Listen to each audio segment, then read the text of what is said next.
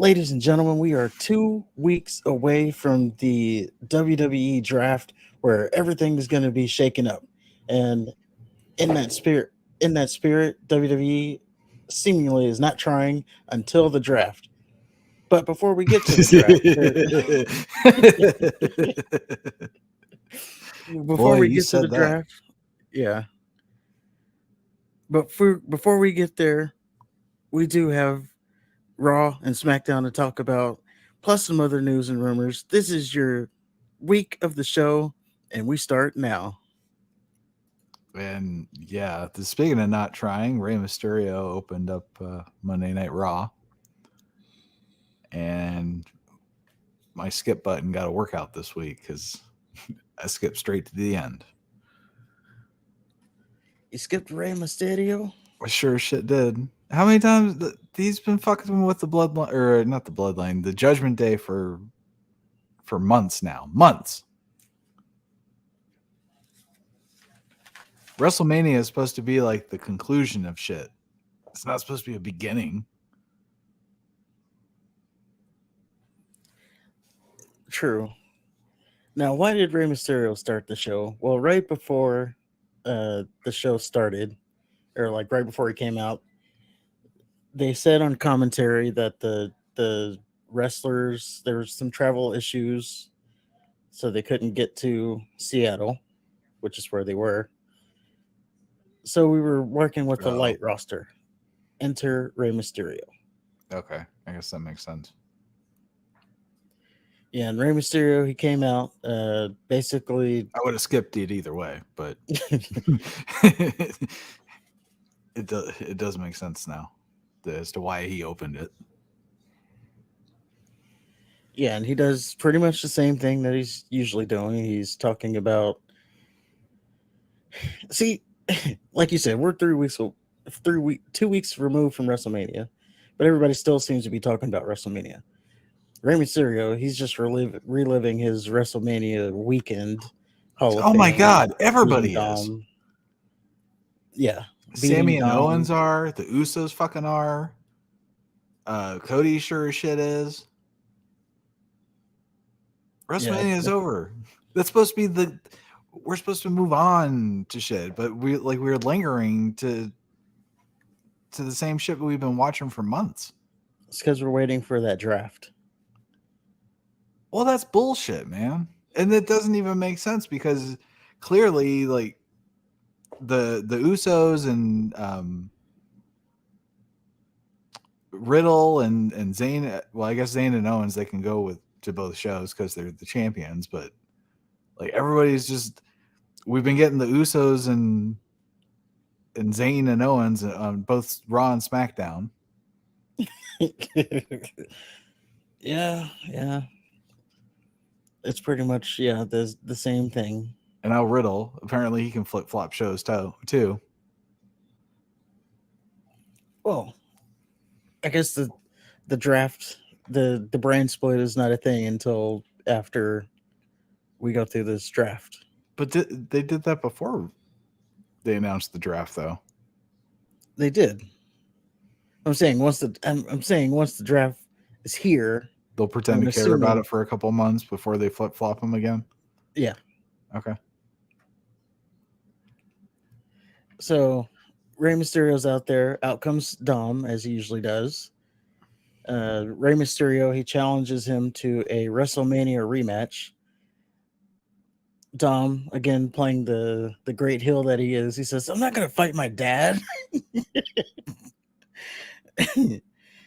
And then he says, "But I know I do have someone that will."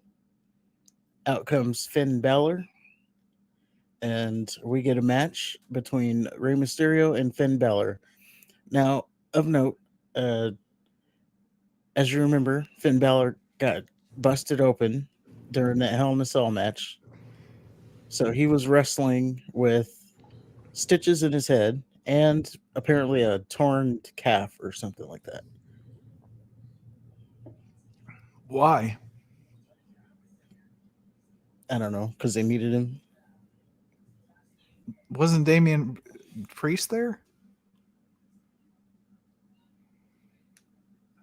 Uh, I'm gonna be honest with you. I don't remember. I could have sworn I saw his blur as I was fast forwarding. Yeah, I don't remember. Okay. I mean, if you're gonna stop the match because his fucking head is bleeding that bad, why would you throw him? That makes no sense.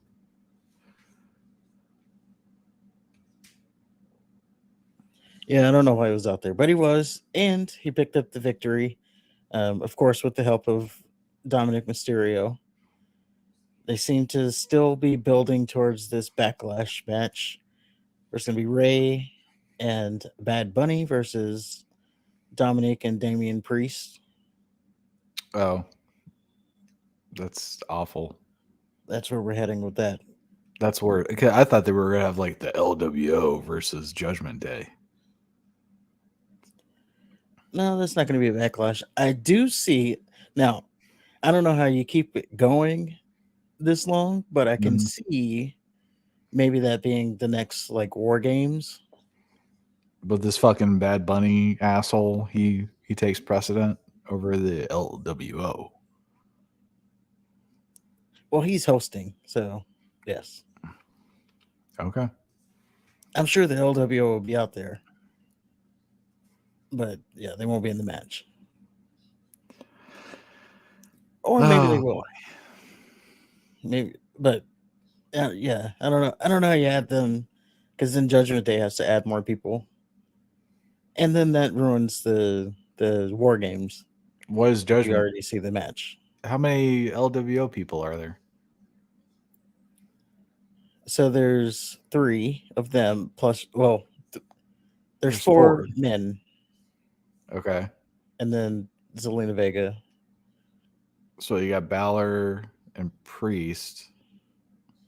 Valor Priest Dom. Oh well, if you want to count Dom. He Okay. dangles, and he's engaged. So there you That go. don't mean nothing. Women get engaged too. Do they? Yeah, believe it or not.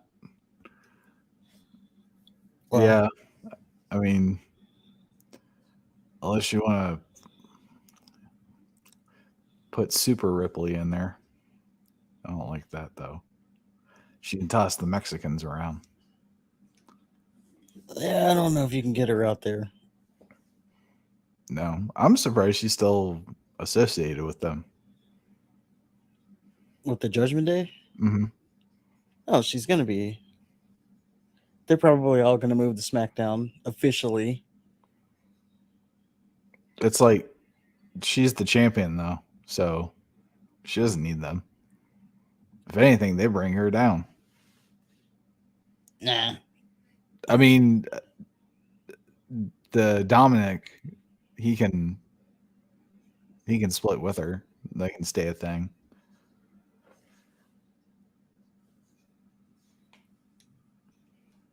And then Priest and Balor just go on their own. Yeah. I don't like that. I think they need to stay together for now. They ain't doing anything anyway. No, but they're over as a group. Okay.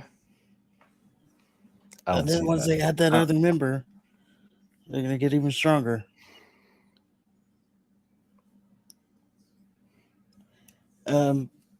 But yeah, as I said, Balor he picks up the win here, with the help of Dom. After that, we move on to a backstage segment that's kind of I don't even know why it's there because so we have Otis getting like his hair done or something in a small jacket. He's standing just randomly surrounded by these women. He's got this jacket on with no shirt. And then we cut to Lita. She's on the ground and she's like selling really badly an attack. And yeah, that's it. Or at least that's all I remember. Yeah, that's pretty much it. She got attacked. It was a little whodunit type thing because she gets attacked, and then as the camera goes over there, you have Liv Morgan and Raquel Rodriguez standing over there, and it's like, we don't know what happened. She was just laying here, and then you have Becky Lynch saying, "You don't know what happened. It's kind of convenient that you have a title match coming up, and you know you're standing here over a fallen Lita." So she was accusing them. Little did we know. Well, I mean, if you if you listened to us, you would have known what was happening here. So after that, or at least according to my notes, we get a Cody and Brock recap from last week. Yep, Cody got his ass whooped. That's really it. pretty much. They reiterated that Brock Lesnar was unhappy with going on first in WrestleMania for some reason.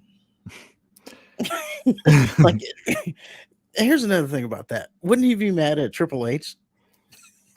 Not Cody Rhodes.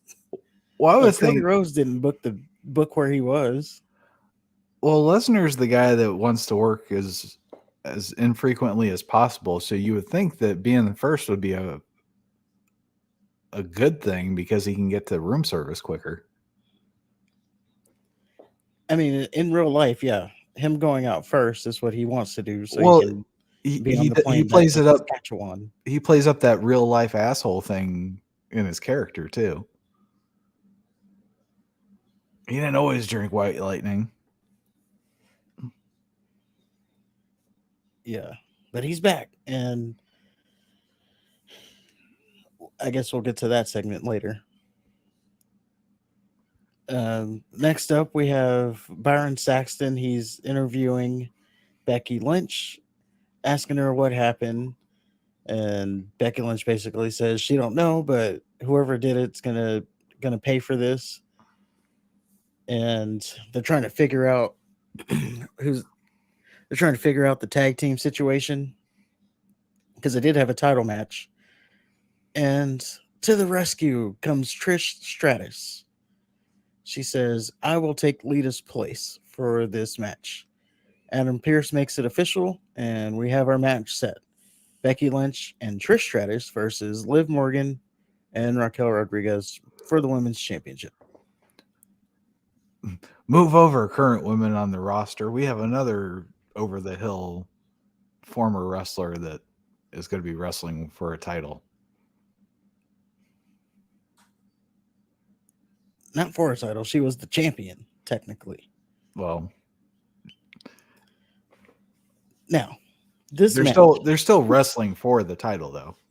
Even though they still have it, it's still for the title. yeah. This match,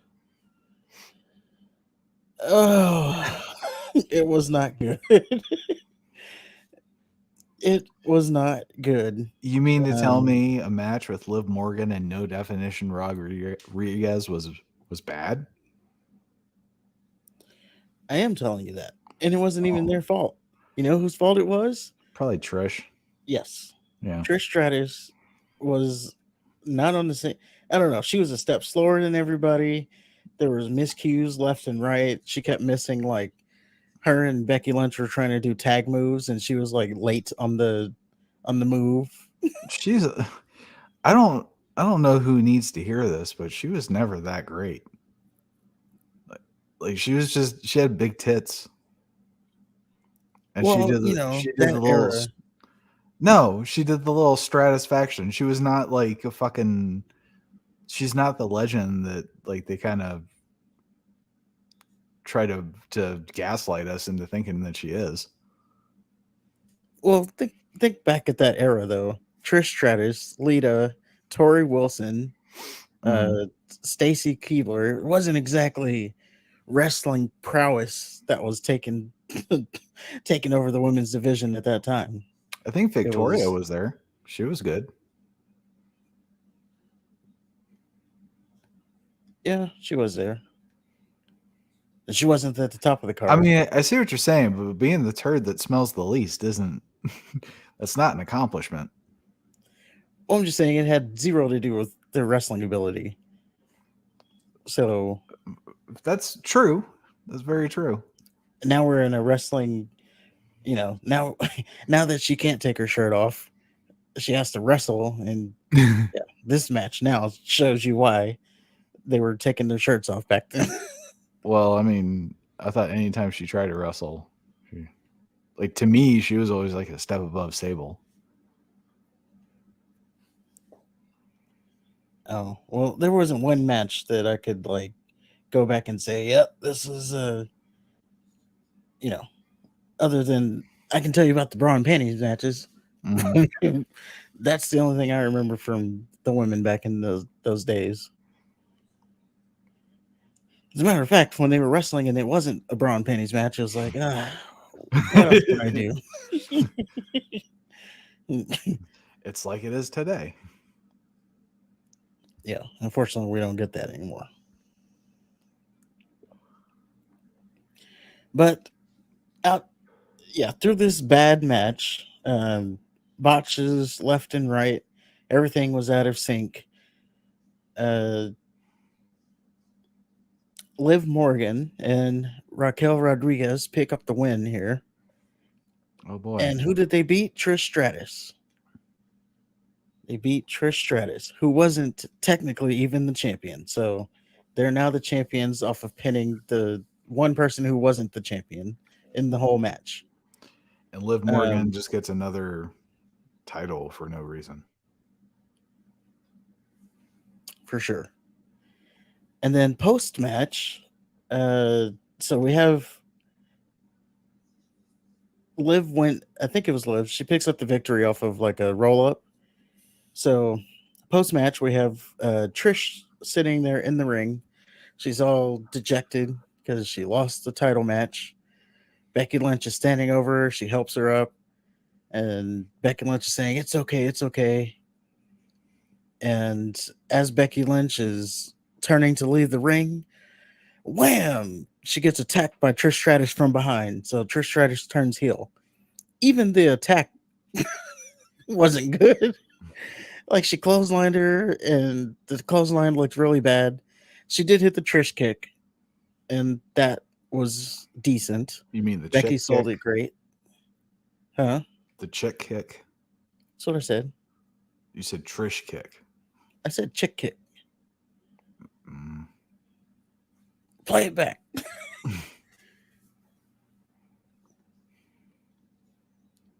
I can't play it back. I know. Okay. I saying, but yeah. So that's what happened. Trish Stratus turns heel. So now we're getting that rumored Becky versus Trish Stratus, probably going into SummerSlam or something. And maybe they do it at Crown Jewel and get it out the way. Who gives a fuck? No one. Okay. Or maybe, maybe those fans that are fans of like the women's division and stuff, they care. Even if you're a fan of the women's division, I still don't see how you could be interested in this. Because they like this stuff. Now, what's I don't know. Like? I'll agree. I don't know what like Trish Stratus. If you watch the match, I don't know what Trish Stratus did in that match to get you excited for her to do more wrestling. And then also there was Lita, who was botching hers left and right too. So Lita's another one. She did awful versions of the Hardy Boys moves, and she's revered as like a legend, and I just don't get it.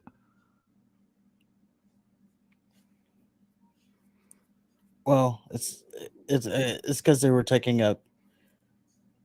They were the faces of that era. You know what? The most notable thing she did was get fucked by Edge and Matt Hardy. Yeah, pretty much. That led to quite the feud, and it was a good feud. It was a great feud. it was one-sided, but it was great. Of course, it was one-sided. Edge stole his girlfriend. Yeah, That's the one side. And I wonder what happened because obviously now Edge is not married to Lita, so I right. wonder what happened there. Because I don't remember them. I don't remember it like being brought up that they broke up. I mean, I guess it doesn't need to be, but he just shows up and he's with Beth Phoenix now. It's like, oh, what happened to Lita? I thought that was a promising thing. Thought you were gonna like be together forever and stuff. Who knows? I guess that's not really important. It really isn't. Although I can't say that his taste in the ladies is all that high. I mean, Lita and Beth Phoenix.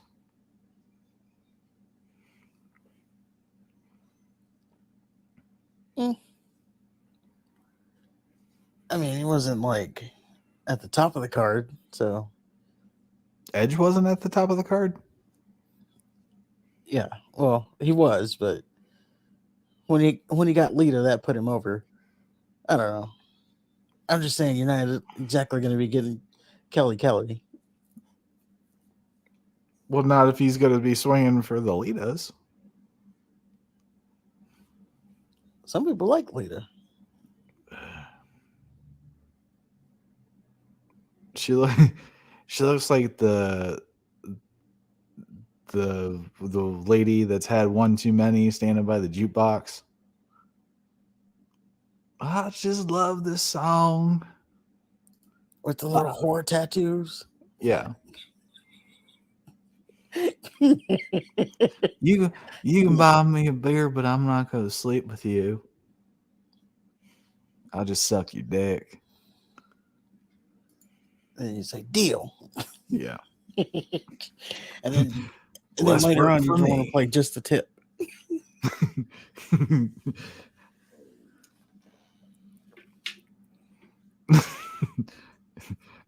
Let's play here, drink this. Or how far until it hurts.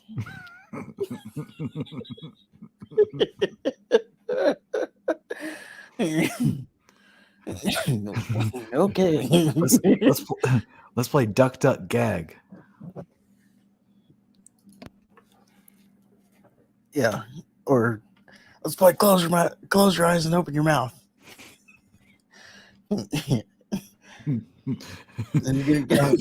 How many licks does it take to get to the center? You're gonna get a surprise. Do you like yogurt? Close your eyes. I'll microwave it for 10 seconds and throw it at you really fast. Now, I'm not very accurate, so I might splatter all over the place.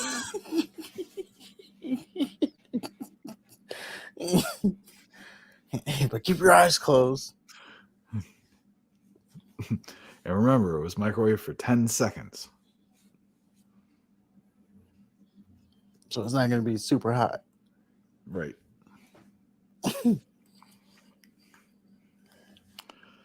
So after that, we get a backstage segment with Heyman. And the lady asks about Lesnar. He refuses to answer the question.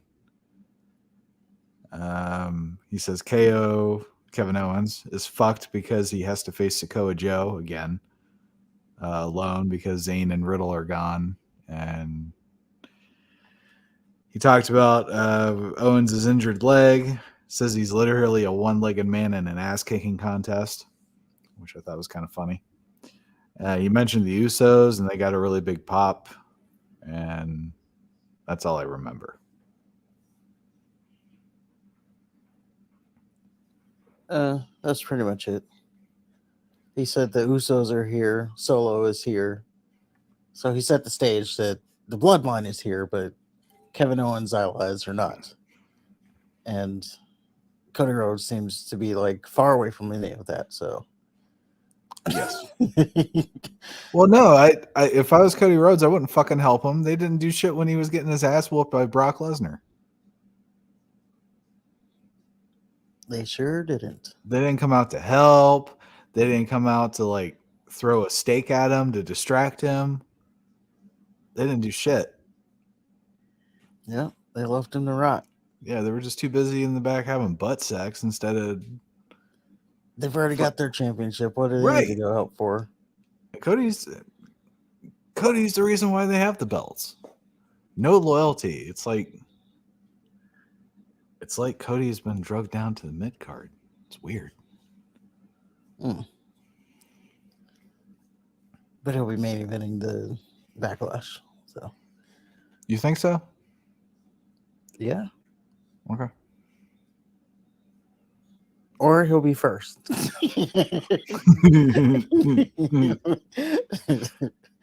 be determined there. After that segment, we go to I have Byron Saxon. He tried to interview Trish Stratus. yeah, she literally didn't say anything. She just kept walking. So apparently they're gonna go back to that next week. We got another recap of what Triple H said on SmackDown. He talked about the draft. Yeah, being game changing. Yeah. We'll see about that. After that, we have Damage Control. So they're backstage, and out of Adam Pearce's office walks Bailey. Now, where was all those geeks on that one? You know, everybody was saying, oh, Bailey's left the company. Even I said it on the show. I said, it seems that Bailey has left the company, as that's what's being reported. And now here we are a week later. She's walking out on camera. So, and I said on the very same show, no, she's not. Well, I'm just pointing out that those sources got it wrong there. And they didn't, like, where were they on that one? And I'm just pointing out that I got the right source. And I'm pointing out I don't need sources. This is what sources get you. And I'm pointing out apparently you do, because you were wrong. I wasn't wrong. You just said, I even said it. I said it was reported. I didn't say she was gone. I said it was reporting that she was gone. Run the back. So I'm saying run it back. Run it back. No, we're stopping the show. Get a recorder. I'm saying it made it to our airwaves. Get a VCR. On our show. It muddied our show to regurgitate what they're saying. And then they're wrong. Wrong. Do you have a laser disc player so you can rerun the show? I have a cassette player, Walkman. Long story, but I got one. It's not a long story. I found one at a garage sale and I picked it up. It was 50 cents. And I didn't even pay 50 cents for it. I paid a quarter. Are you trying to be like an American Picker guy? Yes. Like, oh, I need to have some meat on the bone. And do you shake hands after every transaction? No, COVID. I mean, the thing in the news. We fist bump or pussy. You know, there's got to be something. But yeah, I go out there on the garage sales. I beat people up. Oh, what do you got on? And I'll literally say, what do you got to get on this one? What do you got to have for that? And then they'll tell me the price. And I'll look at it with my thinking face and be like, I don't know. And we're talking about like $5 here, and it's like, I don't know. See, I was thinking more of like $1.50. See, I gotta have something to work with. Yeah, and funny thing. So, I'll tell you a little quick story about that too. So today, I found a jacket like an old school starter jacket Ooh, for nice. San Francisco 49ers, right? Oh, that's This is like a $200 jacket easy. is it the one that zips only halfway down? No, it's a full zip, Oh, big bubble jacket. It's got a nice San Francisco thing with like white, and then the white, and then the red, like I don't know, the white like triangle, but it's straight out of the 90s. Big San Francisco graphic on it. Like I knew, I was like, man, this is like a $200 jacket.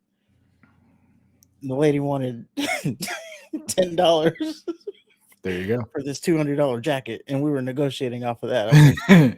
oh, I don't know if I can pay that much.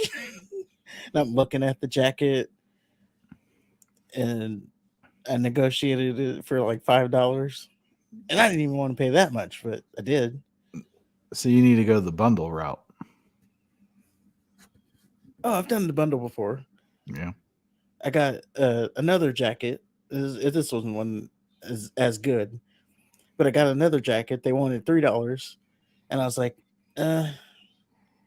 if I give you the $3, can you throw in the shoes? It's not even about, I don't have a store or anything. It's not even about that. It's just about the negotiation. It's fun for me. All right. Paying as little as possible. It's fun. So what happens when you have all this junk that you don't use? I sell it. Do you want to plug your sellings? No, Oh. not yet. Not yet. I will at some future time. All right. Something to look forward to, folks. Yes, it'll be. As a matter of fact, let me go and tell you, we're gonna have a website soon. That's being the show, and if you want to buy any of that stuff, it will be on the website that you can buy. And if you want to get the show uncensored. Yeah, if you want us to, if you want to see us touching tips.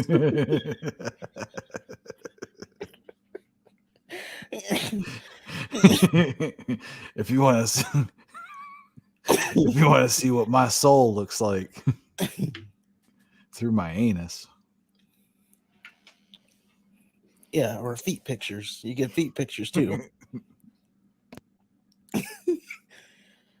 Anyway, yeah, so they got it wrong, but Bailey's backstage.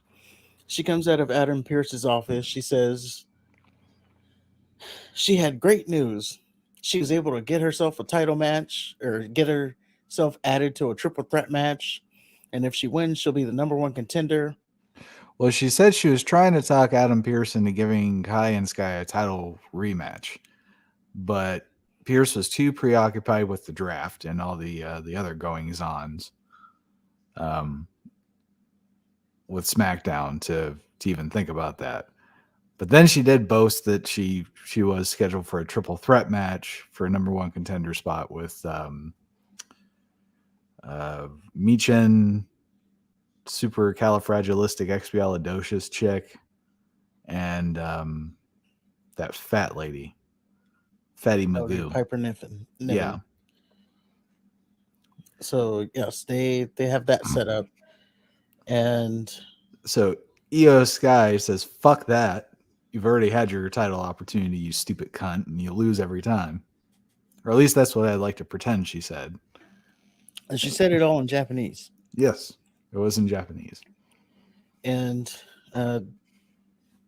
yeah, Dakota Kai's like, yeah, one of us should have an opportunity. You've already had a lot of opportunities. And Bailey, she says, okay. Yeah, I didn't know you felt that way. Yeah, caught off guard by this whole thing. I guess I can go back and see if one of you can take my place. I don't know. But she didn't hesitate. Like she was kind of cool about it.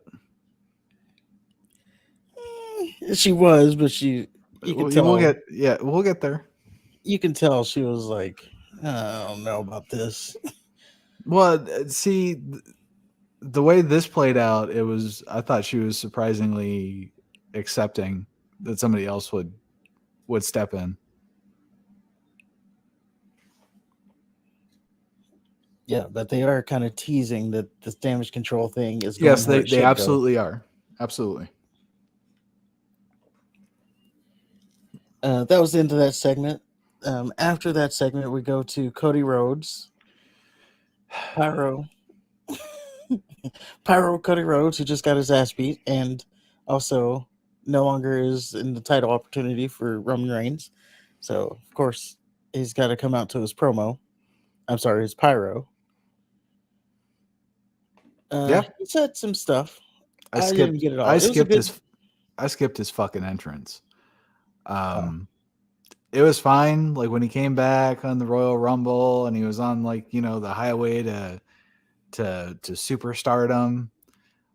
But then he, like you just said, he lost to Roman Reigns at WrestleMania because, the guy who was thrown out of the match came back and fucked him over. And then the very next night, Brock Lesnar treats him like a little child. Treats him like a little child in Hollywood. And this motherfucker comes out with his woes and he's smiling and you couldn't tell anything was wrong. And the more he fucking does that, the more just idiotic he looks. And I noticed that the crowd was excited for him. And of course they wanted to sing along with his stupid fucking song.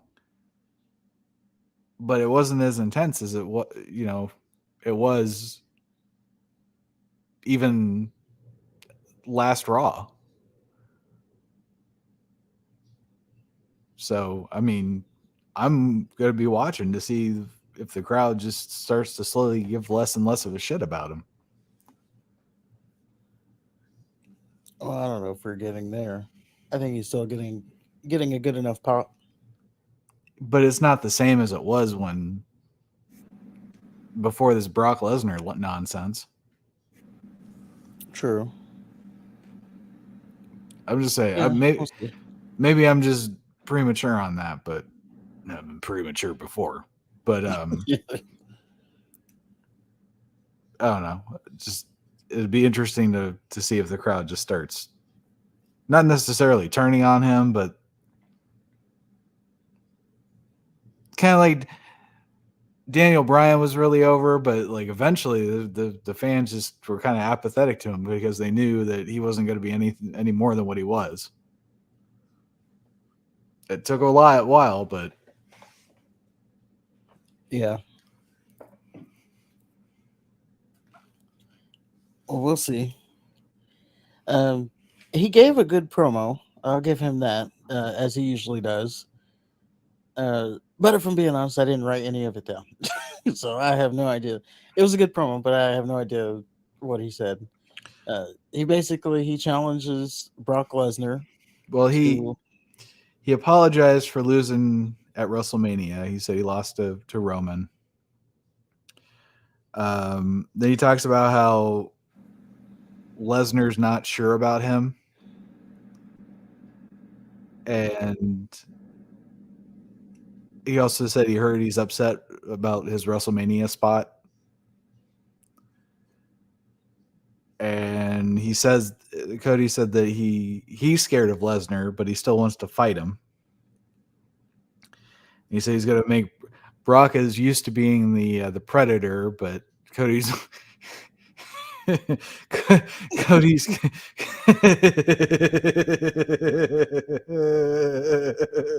Cody's going to make him the prey for the first time. Cody, who is thrown around like a little bouncy ball. Yeah, not happening. He was being lifted up with one arm. Well, Brock Lesnar was sipping White Lightning.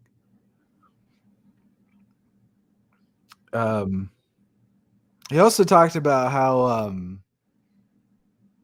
there were people that were saying that he didn't earn it, or no, Heyman said he didn't earn it, and he listed off all the shit, like how he was Stardust and blah blah blah blah blah, basically all the things that I fucking said. Yeah, I kind of felt. I mean, obviously he wasn't, but kind of felt like that was a shot at me,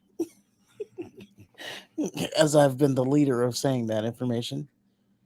I don't know Yeah, who else has said it, but I know I've been up front and center about it yeah, and if with a couple of viral TikToks over this conversation. So it's very likely that he saw one of the TikToks that I had that or that we had that got a couple thousand views. It's not too extreme to say that within those couple thousand views, Cody Rhodes was one of them. okay, well, I'm not gonna say that. What I will say I'm gonna say is that. that's fine. Give us credit, damn it. I'm not gonna. We're starting to be noticed.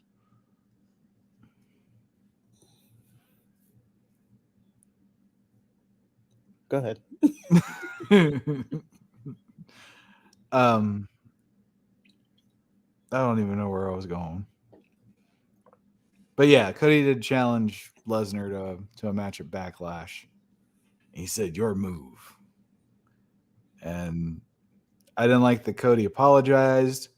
I already went over the fact that he's still doing his fucking presidential entrance with his woes and like I get that the fans and shit are gonna woe, but like at what point is he gonna take it seriously? Is his only mode to be super baby face? I guess so. He's doing that whole John Cena thing. I'm not gonna change who I am for nobody.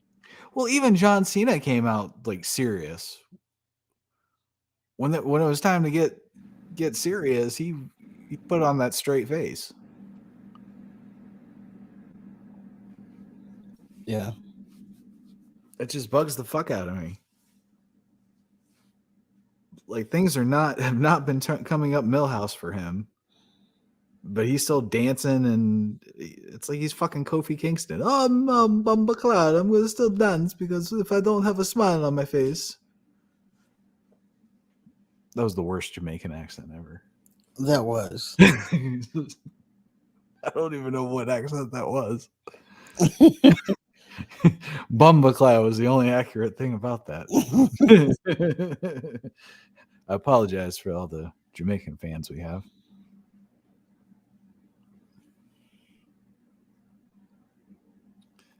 But yeah, that's all I got to say about Cody. Like I'm slowly getting into fuck this mode,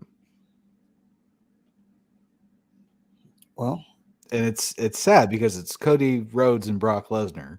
You would think that that'd be something worthwhile, but the fact that they're just here. the fact that we still haven't heard from Brock Lesnar, his side of why he did it, and the fact that they're saying, "Oh, it's because he went on first," is a ridiculous reason. Even though Cody tried to make it another reason, but they're still saying, so now we got two reasons: either Brock Lesnar, you know, he went on first. Yeah. It just seems like that this whole thing is going nowhere. Yeah. I mean, so if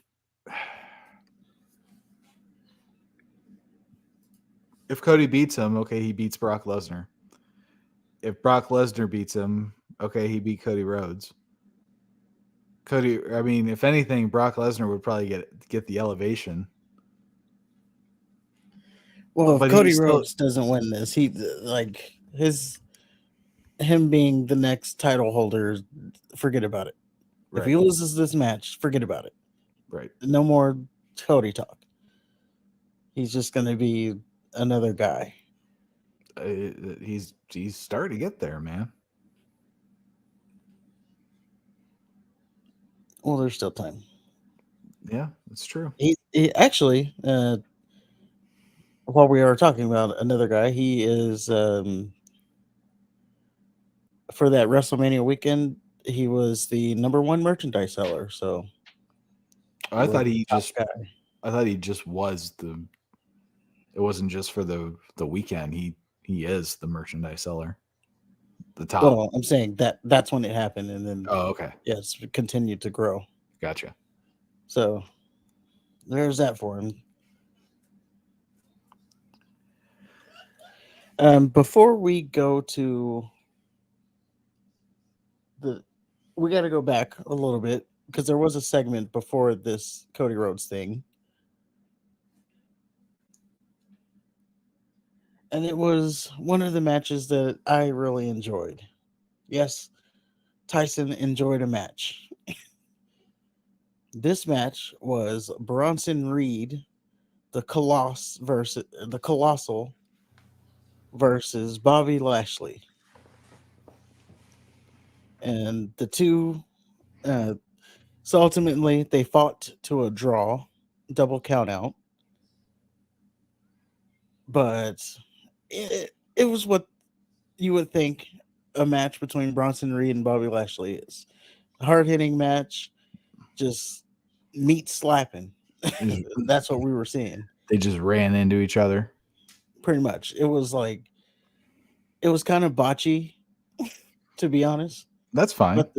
But it was so sloppy because it was looking like, there was no grace in it. They were just like hitting each other with with everything they had. See, that's the great thing about like wrestling when it's done right. It's not supposed to look as crisp as they are right now. Like everything's so fine-tuned and rehearsed and everybody knows what they're doing and they all do the same shit. That's why. But when it's just kind of sloppy and imperfect like that, it just looks more realistic. Yeah, there was a moment where Bronson Reed, he's on the second rope and he does a Luthez press to Bobby Lashley, and it was about as sloppy as it can get. Like Bobby Lashley Bobby Lashley had no resistance to go into the ground. Like he hit Bronson Reed, hit him with his stomach, and Bobby Lashley just went boom like a stack of rocks. And then he didn't even land on his feet. He falls to the ground too. So it was sloppy, but it was a good sloppy. Yeah. And then they go to a double count out. And then post match, so you got the double count out. Of course, the crowd's booing because they don't want the count out. Post match, they just look at each other and they're like, "Oh, fuck this match anyway." They look at each other and then they just go at each other. They're trading fist. The crowd's really into it at this point. It's just like they're on their feet into this thing. Out comes out all the referees. They're trying to break it up. They're trying to break it up. Each man, they're breaking through the referees. They're still fighting. You got the crowd chanting, "Let them fight, let them fight." So it's a pretty little entertaining match. Yeah, different from what you would see at like a Ricochet match. Right. Although they do love that. They seem to love those pull apart brawls now. You get one like at least every other week. Yeah, that's their little go-to. But I also want to point out that it's good that this little thing seems to finally be what Bronson Reed needed to get over, because the crowd was really into it. Mm-hmm. Everybody on social media immediately after is like, "We need to see a rematch on this." Oh, they're like, "I want to see them headline, or this better take place at Backlash with a stipulation of like no holds barred or something." It would have been funny if they were all just cheered for because he was beating up Bobby Lashley. Oh, they all seem to hate him. Lashley. Yeah. For no reason. He's the most vanilla, not Like it's hard to not like him. Right. Yeah, they were cheering. They were cheering the right way. This was just Yeah. they wanted to see more meat slapping. But I did want to point that match out because it's This is a good one. entertaining. It's what Bronson Reed seems to have needed. So it's all good Yeah, there. he is kind of just there. He's just the big guy in the match. Yeah, I mean, I like him. He hasn't really done Like, anything for me to have an opinion one way or the other about.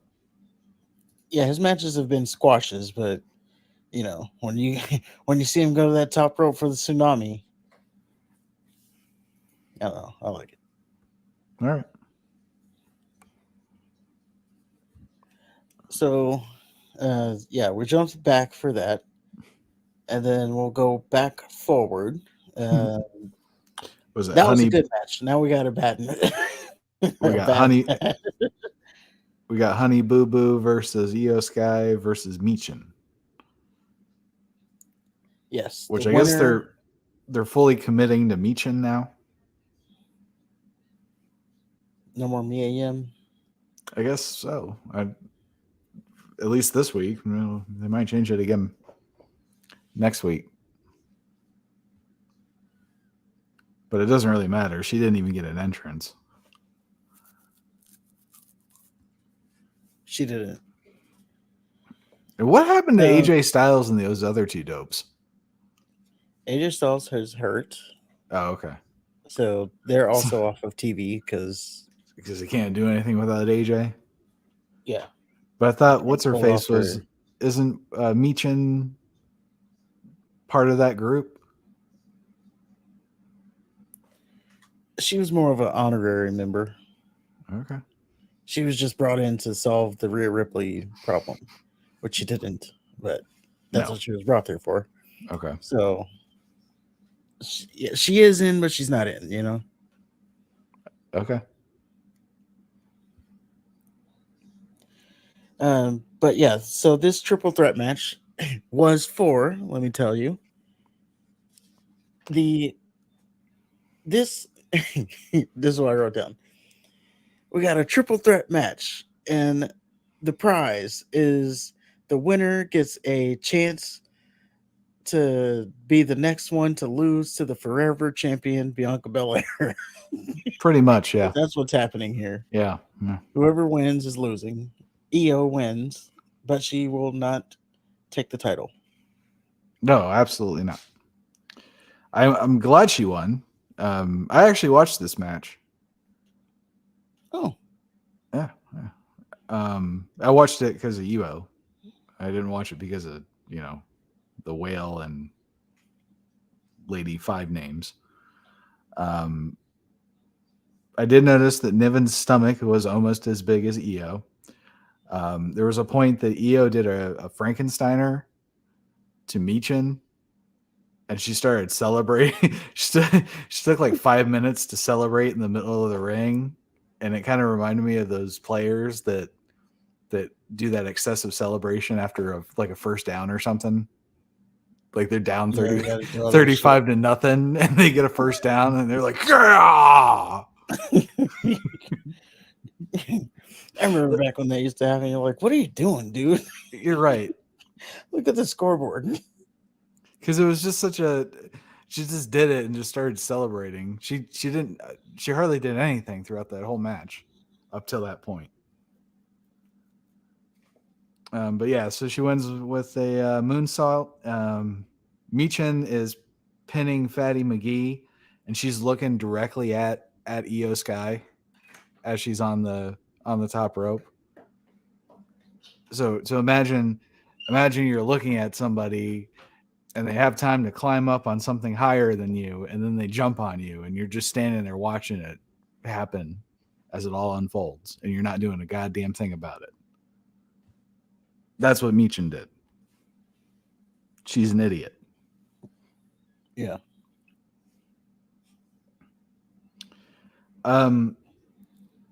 Bailey was kind of interesting watching her. throughout the match. There was like starting off, it looked like she was genuinely cheering for Io Sky. She was clapping and doing the fist pumps and doing woo.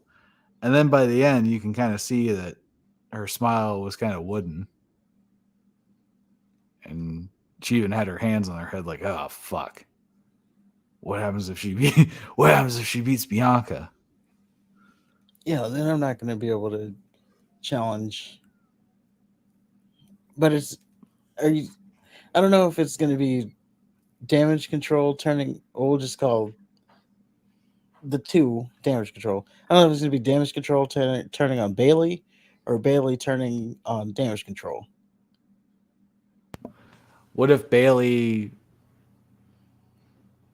I see Bayley somehow causing Io the championship, or at least Io thinking that Bayley cost her the championship. And that's either when the fracture starts or when they just decide to part ways. Just beat the shit out of whoever, Bayley. Maybe, yeah.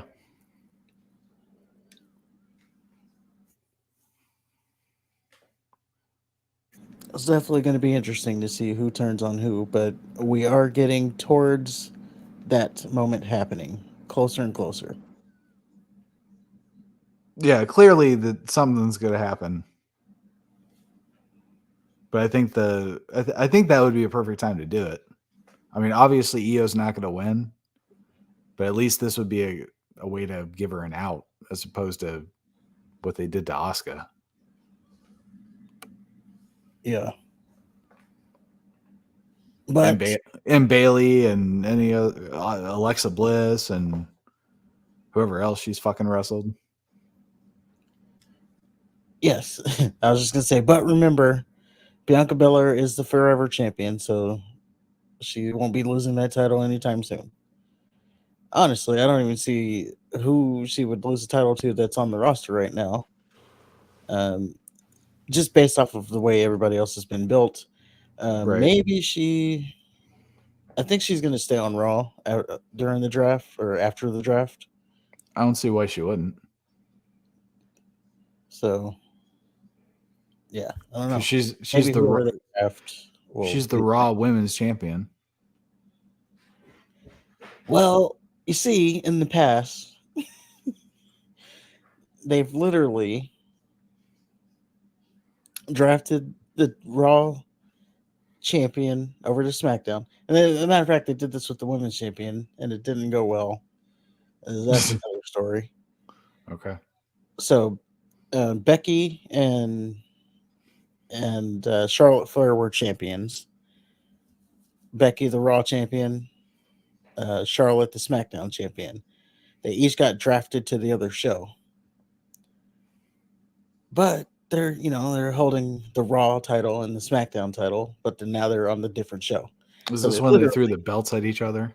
Yeah, they literally just swapped belts like it's a lunchbox, like it's a Capri Sun. Okay, yeah, that's dumb. And they did that. So they did it there. That didn't go well because there was some heat between the two. So Becky didn't hand Charlotte the title. She threw it on the floor. And so that was a thing. They also did it with the Usos in the New Day back when. They just handed it like juice boxes. I don't like my cherry flavor. You got grape? I don't know why I want grape, but switch. Tropical punch. You got tropical punch? You want to switch? I don't like cherry. Oh yeah, we could switch. Nobody is trading tropical punch for fucking cherry. Get that out of your head right now. I mean, the cherry one ain't bad, but it's not tropical punch. True. Especially if it's the cherry that kind of tastes like the cough syrup. Yeah, I mean, I guess if you're getting the trade, you're getting the raw end of the deal. Yeah, cherry's never the good flavor. Cherry is always the one that you eat last.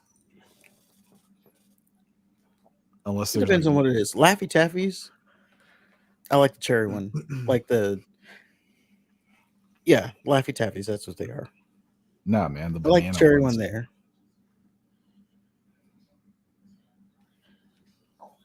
I don't like the lime ones as much. Strawberry ones are good. Starburst cherries are good. Yeah. No. Strawberry Starburst, the pink ones. Yeah, they're good.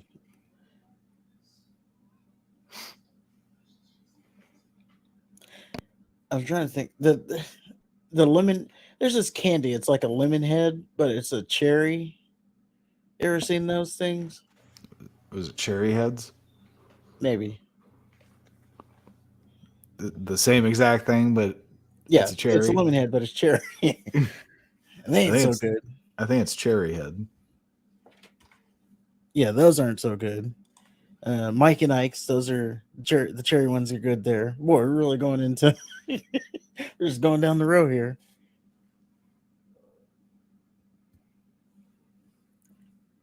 Yeah, no, I guess I'm just not a big fan of the cherry. And then there's the maraschino cherries. Well, that's different. Those I ate the whole jar of those. I don't even need to put them on anything. Just eat the jar right out of the jar with a fork. They're good with booze. Yeah, you know, back when I used to go to the bars, I would just like take the cherries. I didn't even have a drink. Just take the cherries and eat them. Oh, you need a drink? No, I don't.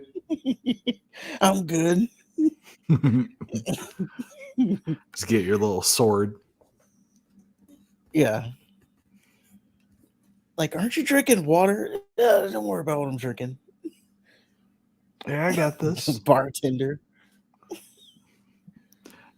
Designated driver. Yeah. And I'm filling up on cherries. Oh man, we got off track, didn't we? We did. Well, let's get back on track with. There's one other match that we didn't mention. We could just quick talk about it. Usos, they beat the Alpha Academy with the 1D, Of course. as they would have. I'm And surprised then, this one was cut off of Hulu. I don't remember how long it went. It might have been too short to make it to Hulu. Mm. But that leads us to our main event. We have Kevin Owens versus the Samoan Bulldozer, Solo Sikoa. And as noted before, Sami Zayn wasn't there, and Matt Riddle wasn't there. The Usos were there, and this will play into the match as, of course, Solo, who's now it's a debate of whether or not he should have lost to Cody Rhodes. I told you Cody was just getting fed because there was no reason to ruin the undefeated streak. But Solo picks up the victory here with the help of course, the Usos. I like how the Usos are treating their super kicks like Orton does his RKOs. Out of nowhere. Yeah. Because there's a part where Kevin was hung up on the ropes, and then Jay just kind of jumped up out of nowhere and super kicked him. Thought that was kind of funny. But I mean, I didn't watch it because we've seen this a lot. We have seen it. But it went the way you think it would have. Solo won. Yeah, Solo won this time. I think the last time they wrestled, it was a DQ or something. Right. But again, as I've said, Solo, he's been on the roster, about 6 months, and he's already now main eventing shows. So good for him. He main evented As a matter of fact, he main evented SmackDown too, didn't he? So he Yep. main evented this week. He was the main event. So for to be on this roster 6 months and he's already main eventing, it's big ups to him. Yeah. So the Bloodline, they stomped the shit out of Owens after the match. And then the camera cuts to Zayn and Riddle running to the ring. I'm sure they cleaned house, but as soon as I saw Riddle, I didn't watch any of it. Yeah, they even the odds, fought off the Bloodline. Riddle did not come out with a scooter, so that Oh, is that's good. something to note. And he also on SmackDown didn't come out with a scooter, so maybe the whole scooter thing is over. Don't know. That's the one thing he changes. Or maybe they changed it for him. Like, all no the- more scooter. Of all the things he can alter about his character, that's what he changes. I will say he is also, right now at least, he's been like a more serious Riddle. Yeah, he still says bro, but I don't know. He hasn't said Randy yet. No, he still has It- he still has the finger and toenails, and he's got that shiny fucking jacket thing that makes it look like he's not wearing any clothes underneath. He still comes out wearing little girl panties. Not still. His shorts are now grown smaller. Like we're barely above a speedo right now Yeah, so I mean, no. with his junk. This looking like a baseball in there. He's the same Riddle.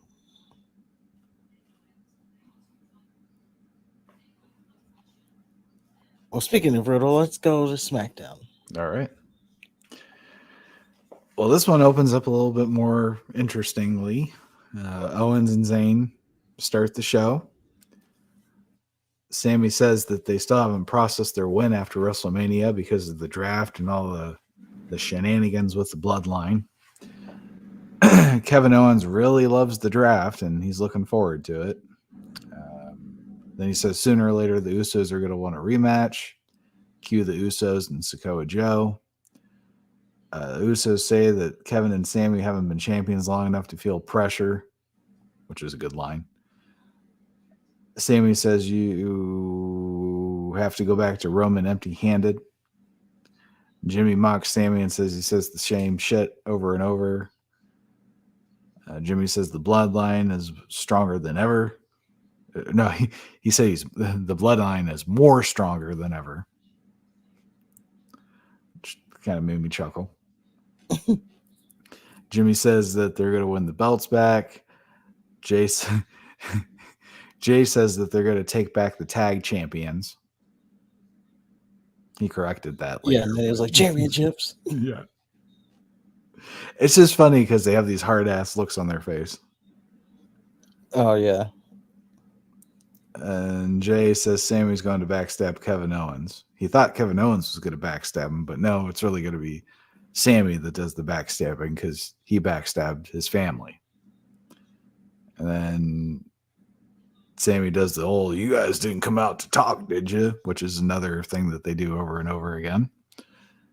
And then it looks like Jay, Jimmy, and Joe are about to attack. And out comes Riddle. And I'm sure a lot of stuff happened, but I skipped it. Yeah, we pretty much got a three-way brawl. So they're all brawling. Obviously, we're leading to the triple threat. I'm sorry, the 6-man tag that'll happen at Backlash, I'm sure. And after the brawl, we have Adam Pearce. He says, someone tell Matt Riddle and Solo that they are going to settle this in the ring tonight. They're the main event, pretty much. Oh, boy. And if you remember, it was Solo who took out Matt Riddle with the Umaga Pillmanizer.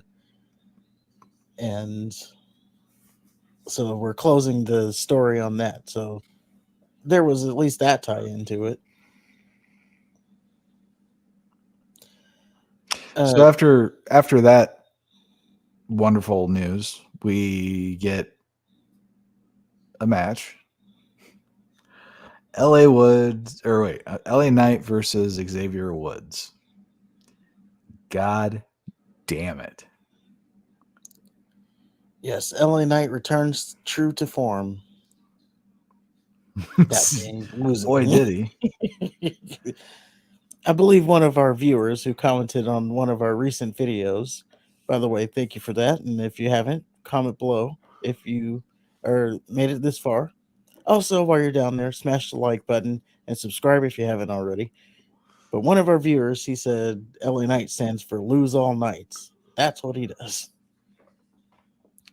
Yeah, and he's living up to that name more and more. And this all started over a video game because after losing to Xavier Woods, after instigating a fight the first time over a video game, they revisited that again. Yeah, we didn't mention that last week because it was literally the exact same thing they did before WrestleMania. Like almost word for word. Oh, you guys are back here playing video games. Well, you should be trying to get on the card. That's what he said before WrestleMania. Okay. And then after WrestleMania, he was like, all you can do is sit here and play video games, and we weren't on the WrestleMania card. So it's literally the exact same segment. Well, it wasn't the same match because the first match, LA Knight basically beat the shit out of Woods. This one was a lot more competitive. I have no idea why you would want to cheer for Xavier Woods, like at all. Like I get back when the New Day was popular and stuff, but I'm talking about right this second. Today's Xavier Woods. Why in the fuck would you cheer for him? Some people like him. I mean, he's good on the mic. He's good in the ring. He's not the tallest, but he's the full package outside of tall. He fucking sucks. Mm. The suplex spot was really dumb. I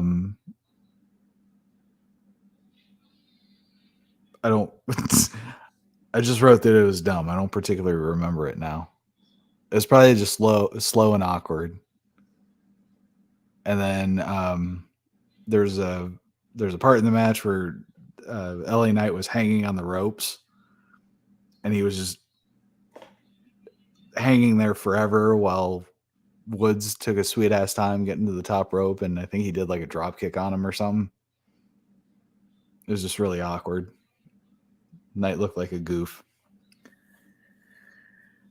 And I could have done without seeing Woods' ass crack.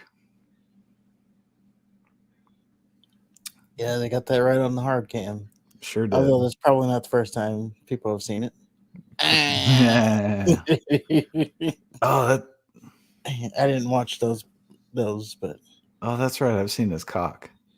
Never mind.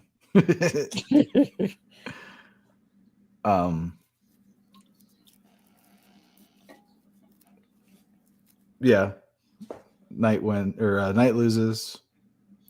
Another roll up. I don't know what else to say about it.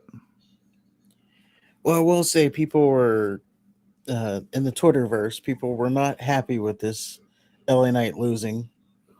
It seems that more and more people are starting to get behind the thing that I said. It was time to start getting LA Knight some dubs, some Ws. He's only won one match. I know. I'm saying it's time to start putting wins next to his name. You know, since he's been on the main roster, which is now some of that he was a different character, so it goes with a little bit of a grain of salt.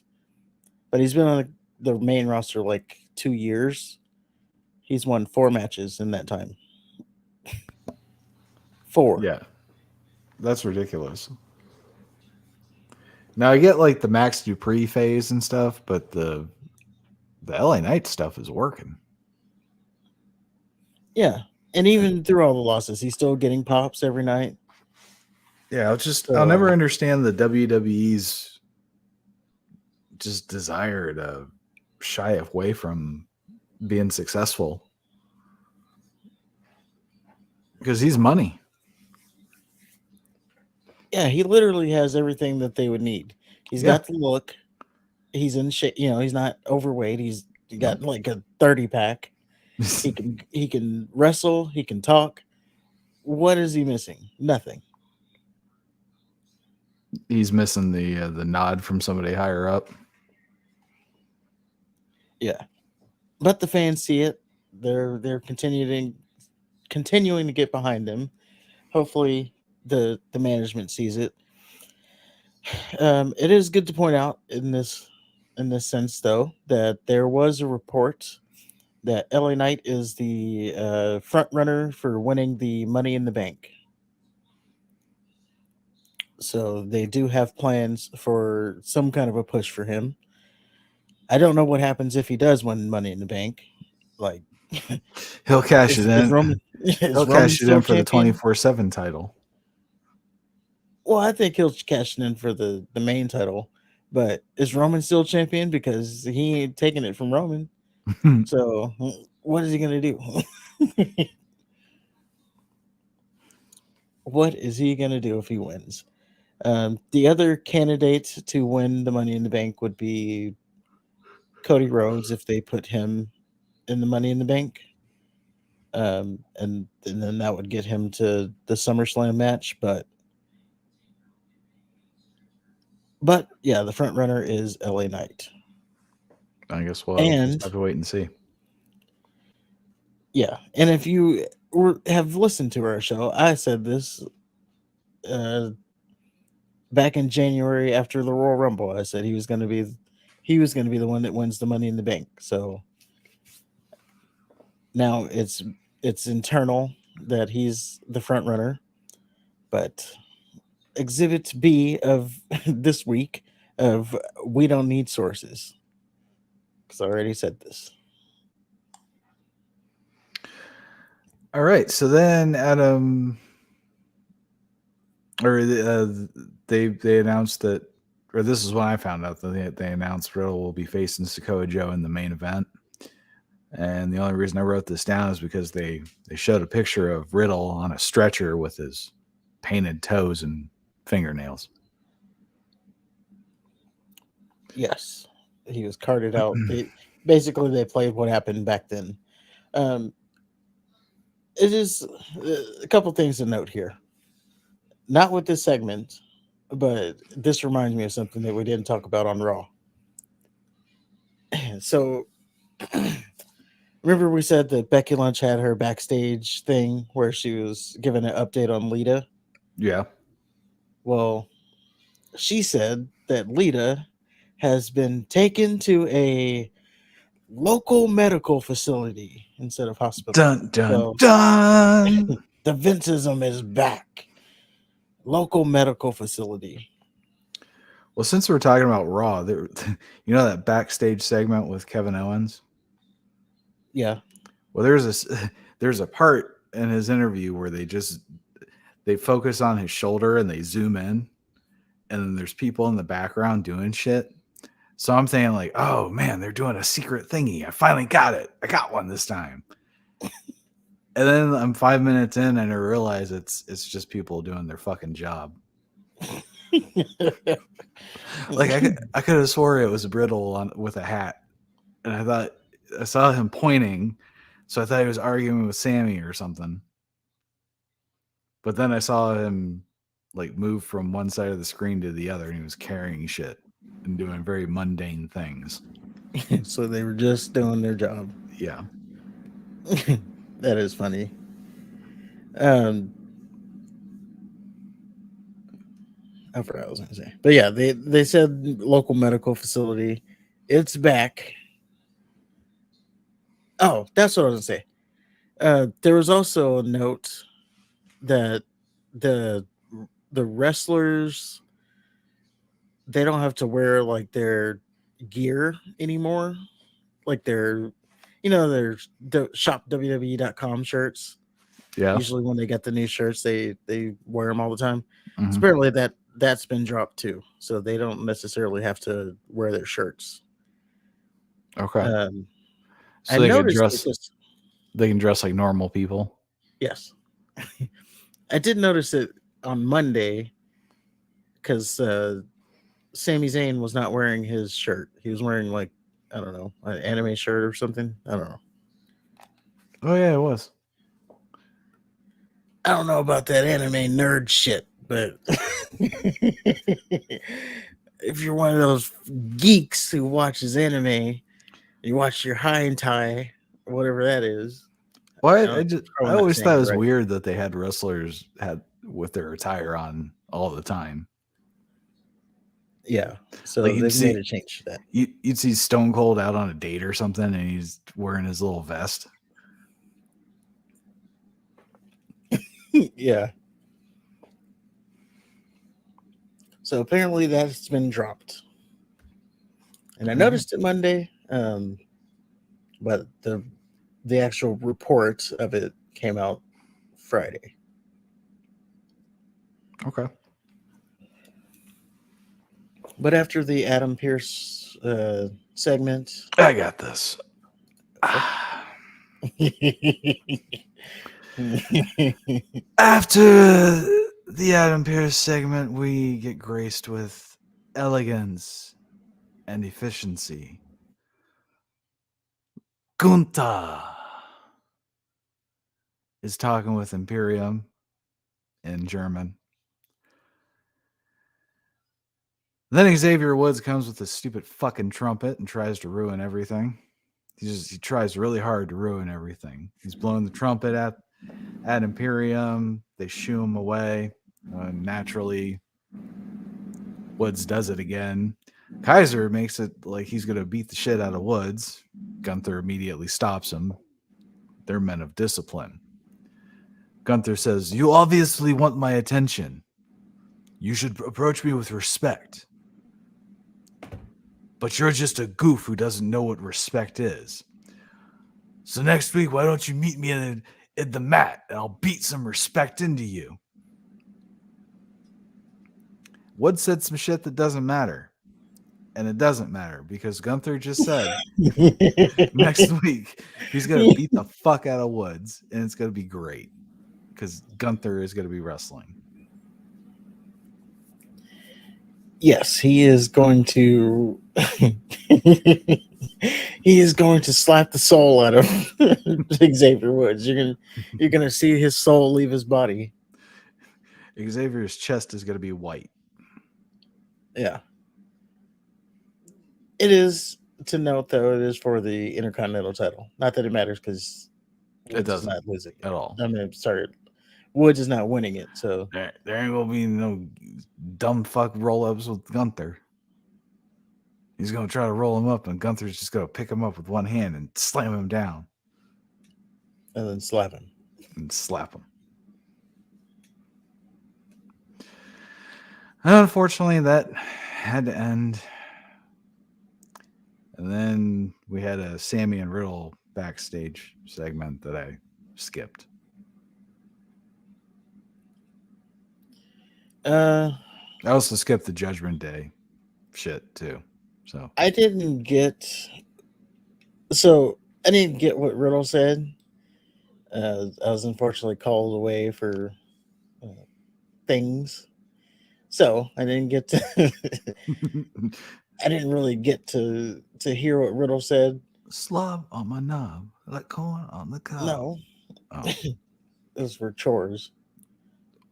Anyway, Okay. so we get the Riddle. He was saying something. It sounded good, but unfortunately, I didn't hear what he said.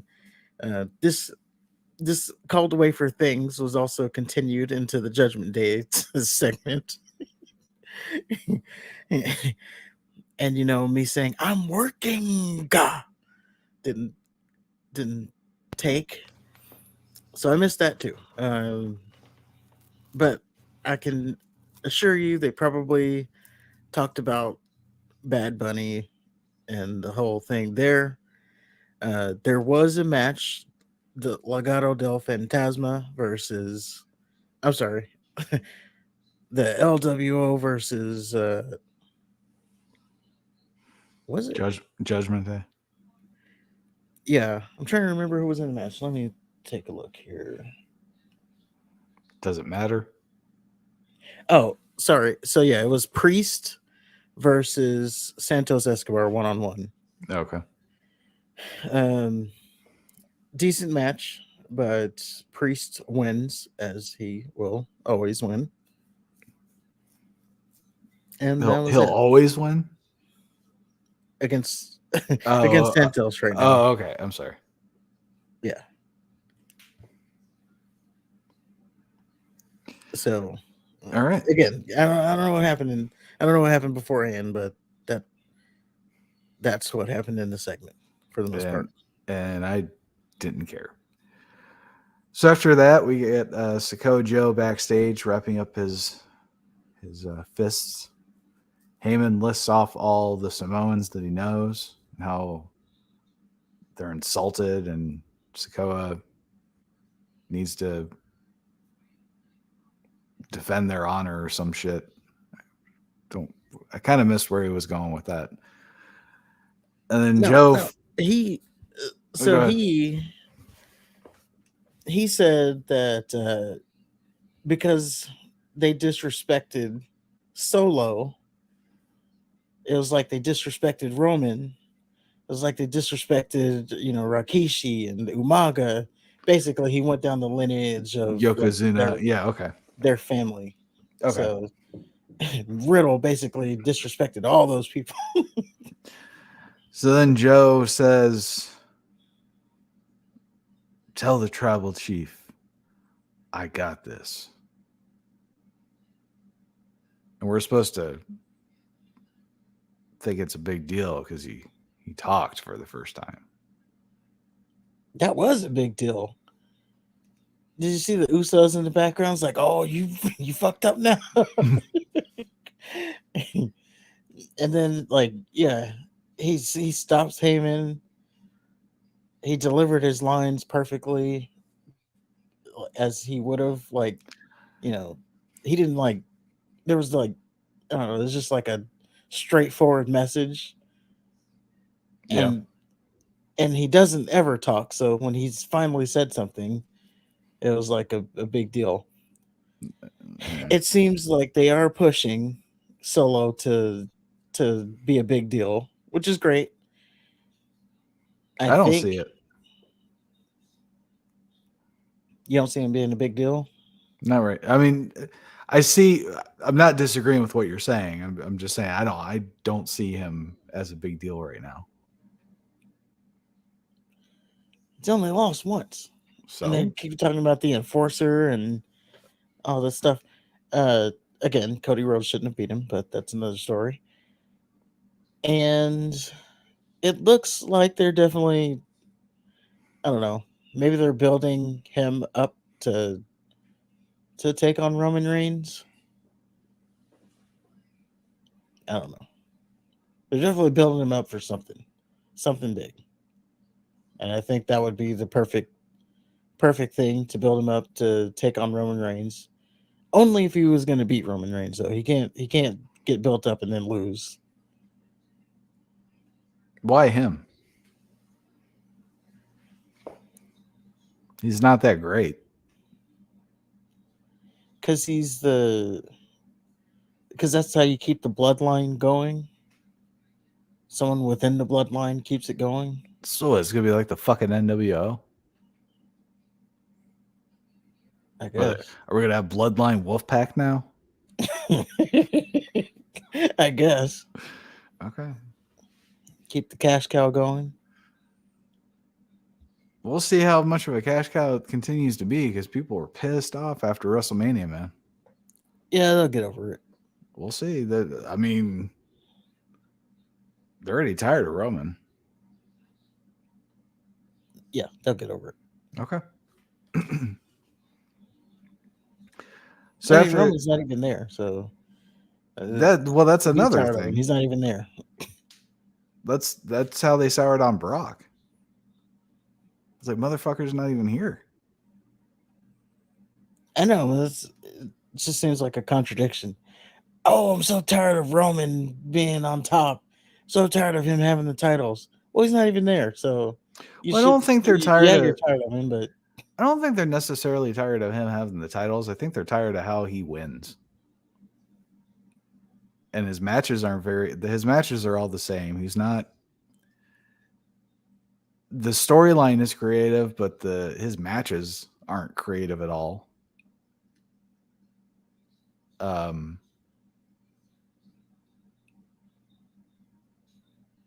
Yeah. I had something else I was going to say, but I forgot. well, they're fixing that.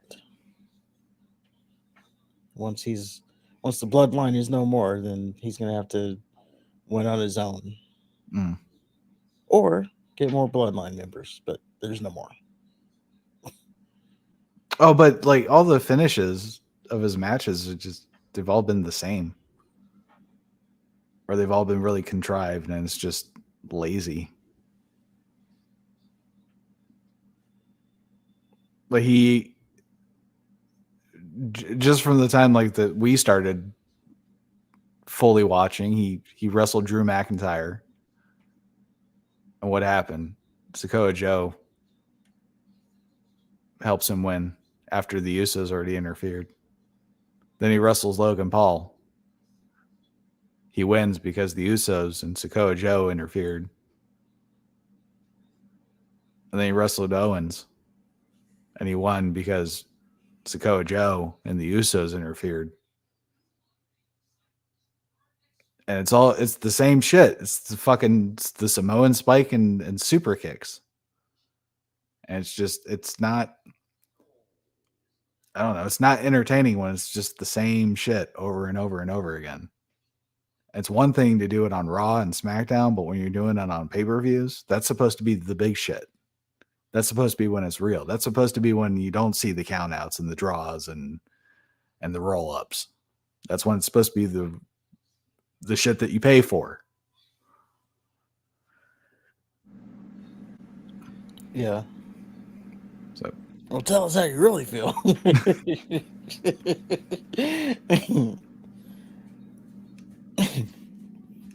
But yeah, it does seem though that they're building Solo up for something. they clearly are. It's just he's not.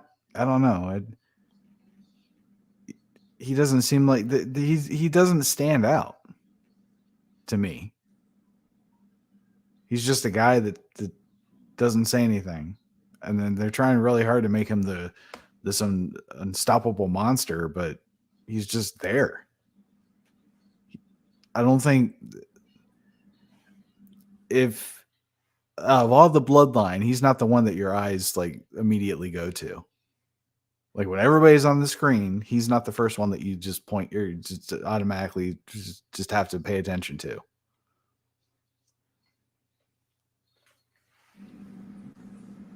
Yeah. But I mean, if they give him time, maybe he'll turn into something that I like. But right now, it's just I don't give a fuck if he's 100-0. Well, he won't be because Cody Rhodes ruined that. There you go.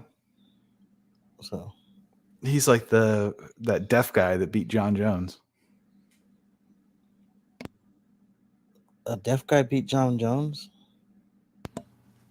Yeah, John Jones lost. I thought he just won. No. This was his first and only loss. I think it was a disqualification. I can't remember. But he lost a. What was the guy's name?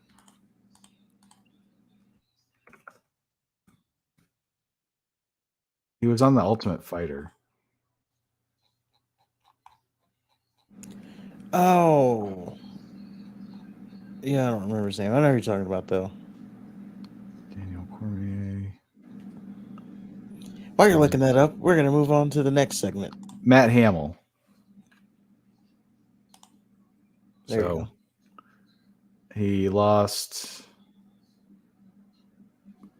due to illegal elbows. so so he didn't lose the fight. He just the way he was beating Matt's ass was illegal. He lost the fight that way. Oh, so not even a real loss. No, and that's why everybody says he's undefeated because I mean it was a bullshit loss. But he's still not undefeated though. It's kind of a shame. He's yet to be knocked out though, so there is that still. Right. So as we go on to our next segment, it is a championship celebration.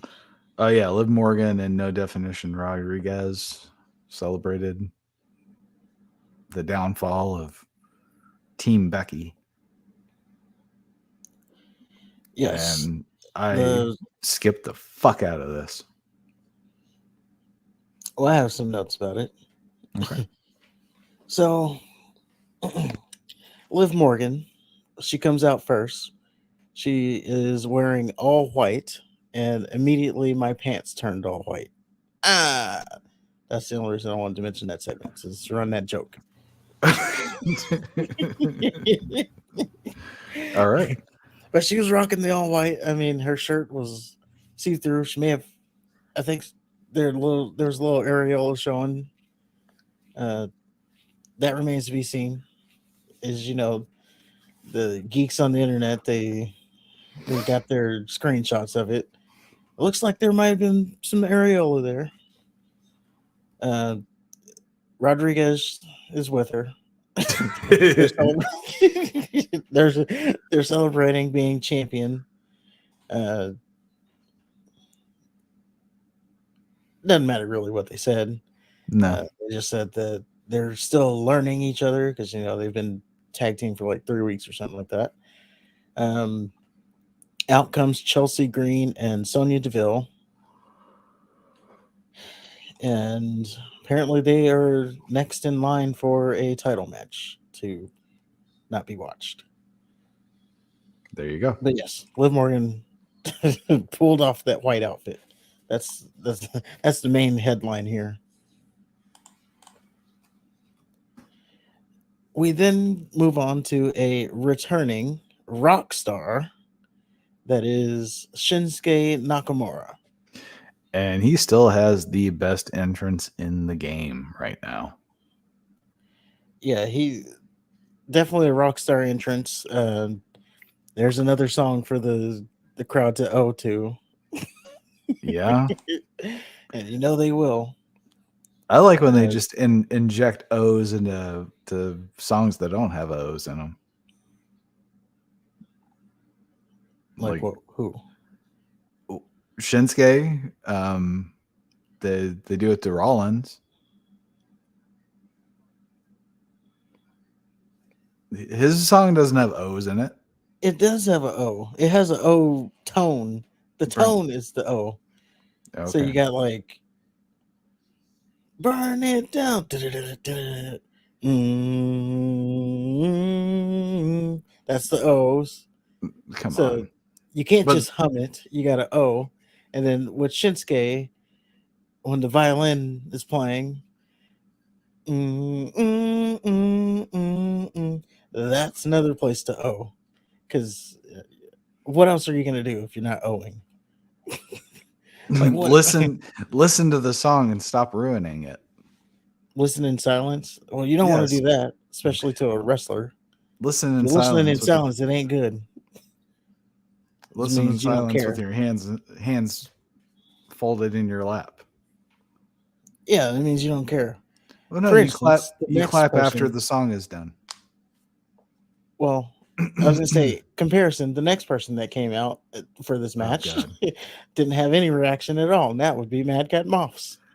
Well, first of all, his fucking hole before the match was trying to build him up, like, oh, you're better than Shinsuke Nakamura. We need this. You won the Andre the Giant Battle Royal, whatever the fuck match it is. You're better than him. Keep in mind that this Shinsuke won the world championship. And didn't he Well, win the Royal Rumble? he won the Royal Rumble. He didn't win the championship. I thought he was a champion. He was Intercontinental. Oh, okay. You mean to tell me Kofi would? Fuck that, man. Anyway. Okay, so he won the Royal Rumble.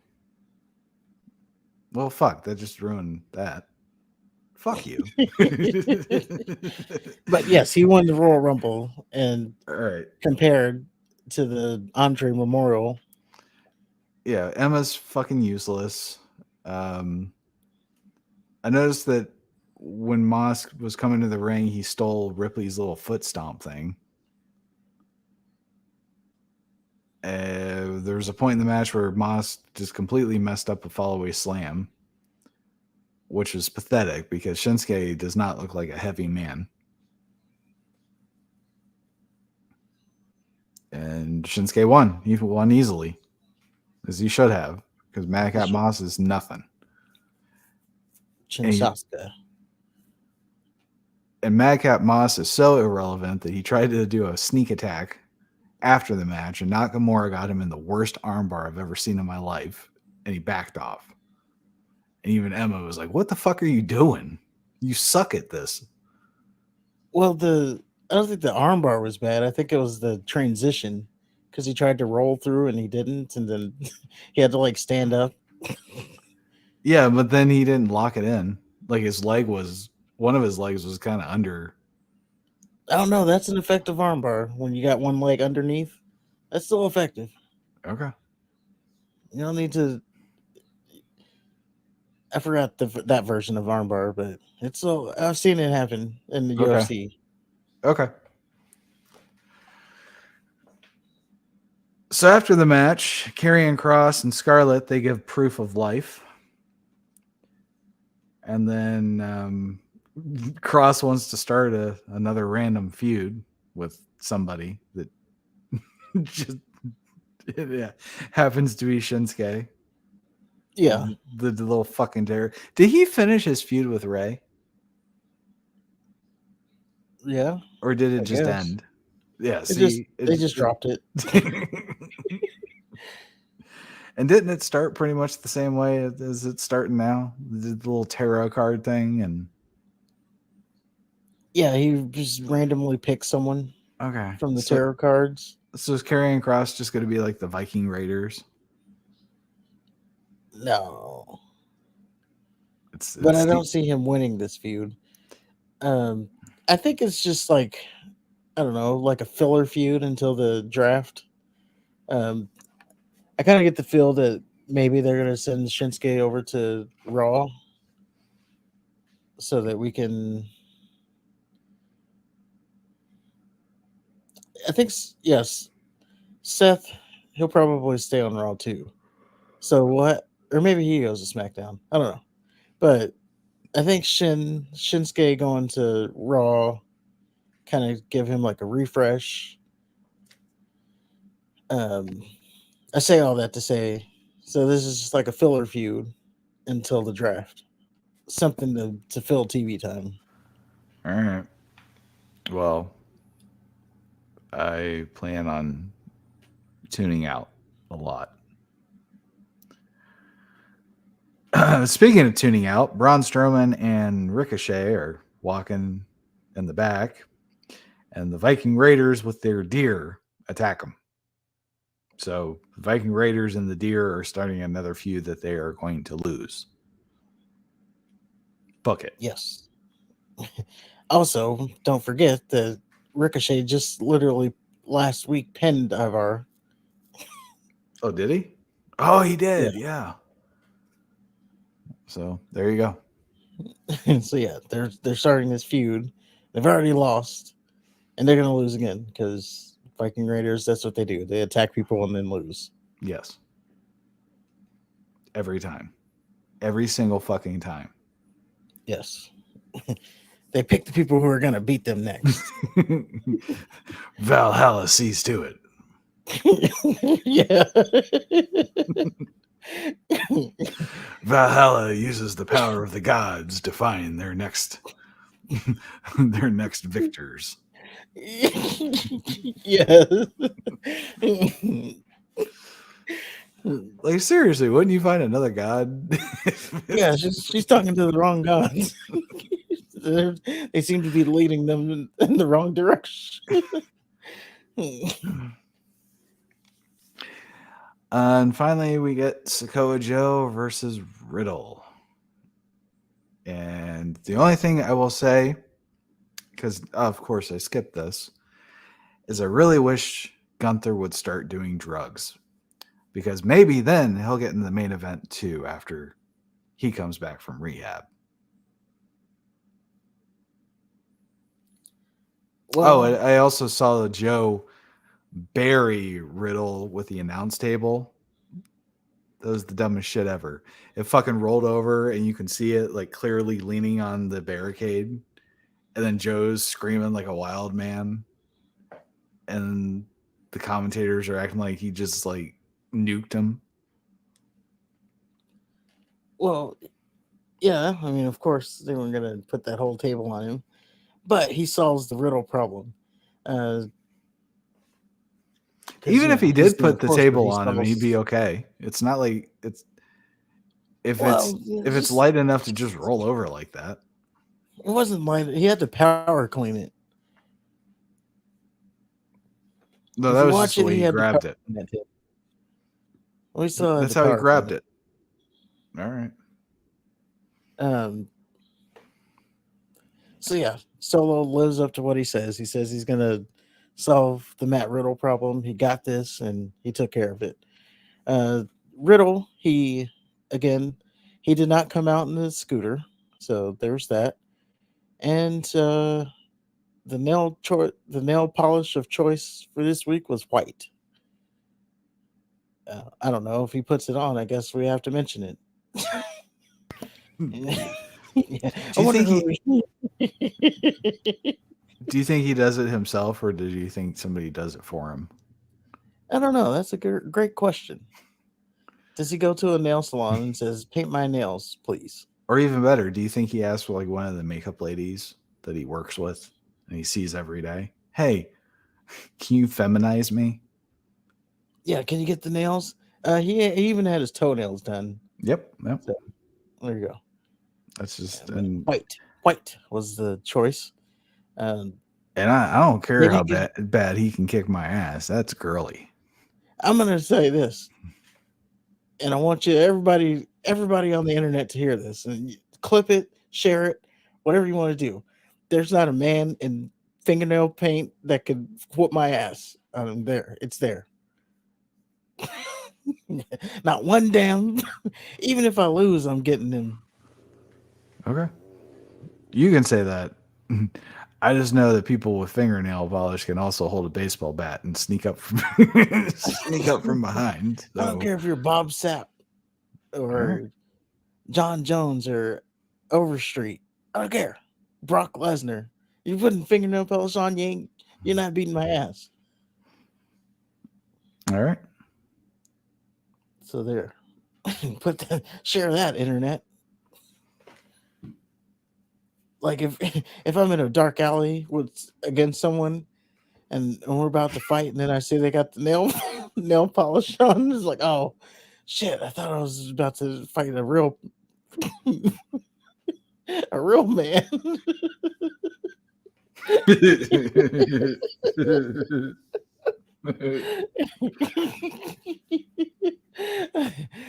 I had to say it. I don't know.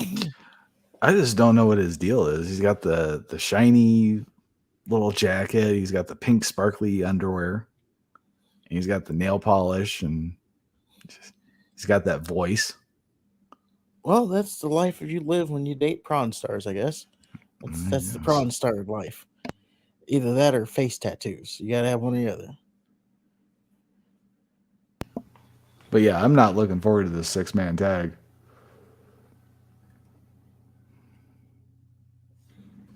I will say, outside of, if you suspend the disbelief that someone in fingernail paint is actually putting up a good fight. I will, I will say that this is the best version of Riddle. He doesn't have the scooter. He's serious right now. You know, he's not doing the Randy thing. And I just told you he's wearing his shiny shirt, his sparkly underwear. I and said his- take the fingernail paint out of it. okay, fine. His sparkly shirt and his sparkly underwear. It goes with the fingernail paint. How does that go with the finger? That's all a package deal right there. Well, then I'm sorry, I can't take it out. Like, oh, that's a package. I can't agree to that stipulation. It's too much all at once for me to just look past. If it was one or two things, fine.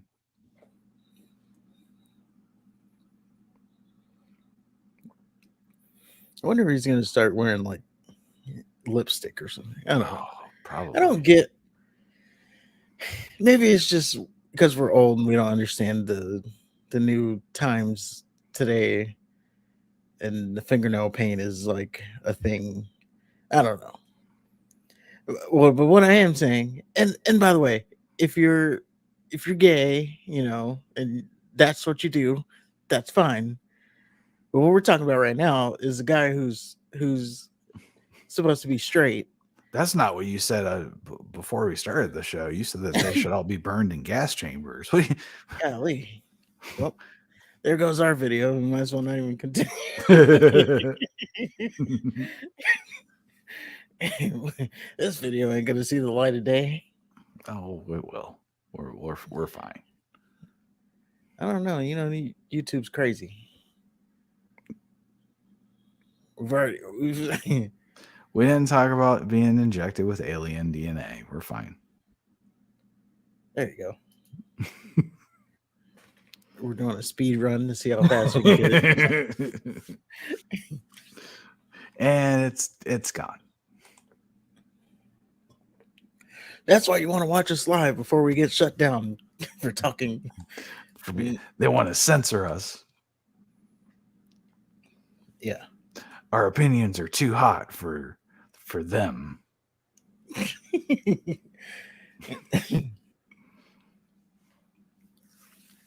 Well, that pretty much does it for the SmackDown and Raw. There was some other notes that came out of the show.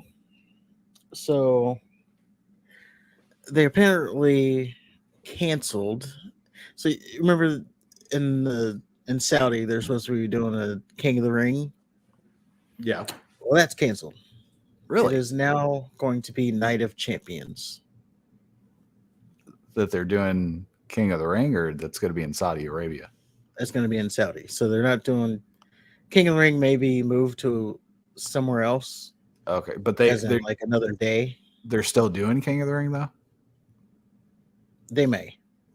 Oh, There's no word on that yet, but King of the Ring, the pay-per-view that was going to be King of the Ring, canceled. It is now Night of Champions. that sucks. But to note, it is May the 27th, and it coincidentally falls on the exact day that Roman will have reached his 1,000-day reign. And they changed it to Night of Champions. So they're doing something where they're going to build 1,000 days versus, I don't know, whoever 1,000. the challenger is going to be. 1,000 hours. Well, you know, whoever the champions, I'm sorry, whoever the challenger is going to be, it's going to be like, will they end Roman's reign, or will Roman reign reach 1,000 days as champion? They should That's get gonna be Eli the- Manning. So you can end it. Yeah, Well, that'd be great. Eli Manning versus Roman Reigns. Instant 5-star classic. if Eli can do something, He can. It's Eli. then he's not exactly athletic, you know. Have you not watched him play? The Manning heritage is not one that speaks athleticism. Eli was so lithe. What do you run, like a 5 flat? If that. Easily a 5'2". A gentleman's 5'2". It's a long torso. Let's find out. What was Eli Manning's 40 time?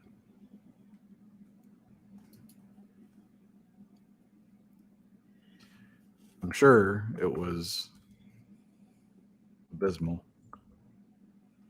Sure it was. Eli Manning has a 40-yard dash running time of 5.4. Ooh, that was close. Ooh, wee. During a skit at Penn State, he showed he can throw. Peyton had a 40-yard of 4.8. Huh. Wow. That's Man. surprising. Right? Because he moves so slow. Yeah, Eli was definitely faster than them. Maybe they clocked it differently back. I don't know. They clocked it wrong or something. They embellished the numbers. They used his inner shaft. Well, because they always embellish those numbers anyway. The 40s? Well, the 40s and the height. They always say, "Oh, he's like 7 foot." Or, well, I get embellishing like the height and stuff, but height. I don't see how you can embellish a 40 time. You have a stopwatch. It's not like you're eyeballing something. I don't know. But I was faster than both of them. I just want to point that out. My 40 time was faster than both of them. No. Now, today, I don't know if it's probably like a 7-minute 40 time today, but back then, yes, 7-minute 40 time. All right. Remember when Gary had the that 6? Was it a 6 or 7? He was definitely the slowest, and then they put him at tight end for some reason. Yeah. That was confused me. Why they had him at tight end? He didn't do anything. Maybe he was a blocking tight end. Well, even then, like I know. There might be a time where you get right. You got to run a route.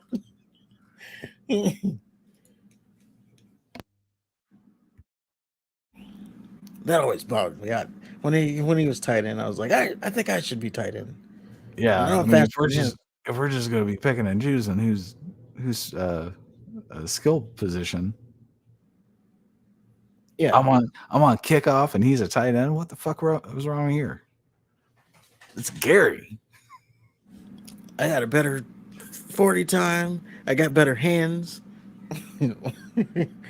Probably got a better, like, you throw it to me, you get it in my vicinity, I'm catching it. I'm like Randy Moss. Just chuck it up there, dog. I'll get it. Well, it's not like they picked David or, somebody that looks like a tight end. He had lineman written all over his face. He did. I remember David got like launched halfway across the field on a kickoff. Yeah, that sounds about right. That's funny to me. Like, he just went flying. I mean, I felt bad for him. Obviously, he was my friend, but it was also funny because he wasn't hurt. But you just saw him, and he's like, both his feet are in the air, and he's flying. He told me that he would always German suplex people because then they'll fumble all the time. Sure, buddy. At least he wasn't bear crawling one-handed with 7 guys on his back. Look me in my eyes and tell me I'm lying. I just got my switchblade and a can of Skull and my ICP. Man, he was such a bullshit artist. Oh man, I was telling my girlfriend the other day about the kids at the lunch table just freestyling ICP songs. She didn't believe me. Like, no, it was a thing. Yeah. Like, no, they it was like 8 Mile, just worse. Yeah. Got ICP. Picture 8 Mile and then picture it like 100 times worse. And that's what you have. But on that note, since we're way off the rails, do we have any news that we want to bring up here? Let's take a look here. Oh, so it is of note that there's something happening with Drew McIntyre. As I did talk about last week, apparently he is upset with his creative and his money. So it's up in the air on whether or not he's going to resign. And to that extent, during, I think it was SmackDown, he blacked out his Twitter account, which just means he took everything. You know, He it's didn't promote his social media stuff, like his WWE stuff. He just had a black circle as his profile picture. it's serious when the social medias get updated. Oh yeah, when they black it out, they're taking a stand against something. Um,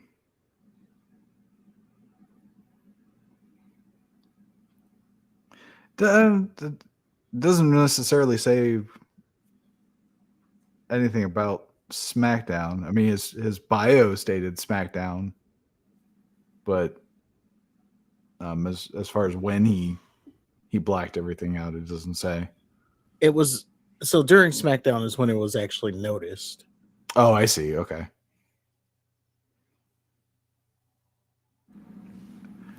Then it also So said he's also dealing with a health issue, right. but clearly it's more than that, or he wouldn't go through the trouble of making such a bold statement as putting a black picture in lieu of his actual picture. Yeah, something is definitely going on there. Will be interesting to see. Does it matter?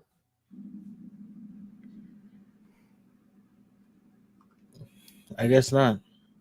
I mean, at this point, I mean, where's he gonna go? Back to Impact? well, I mean, He's there's probably gonna always go to AEW.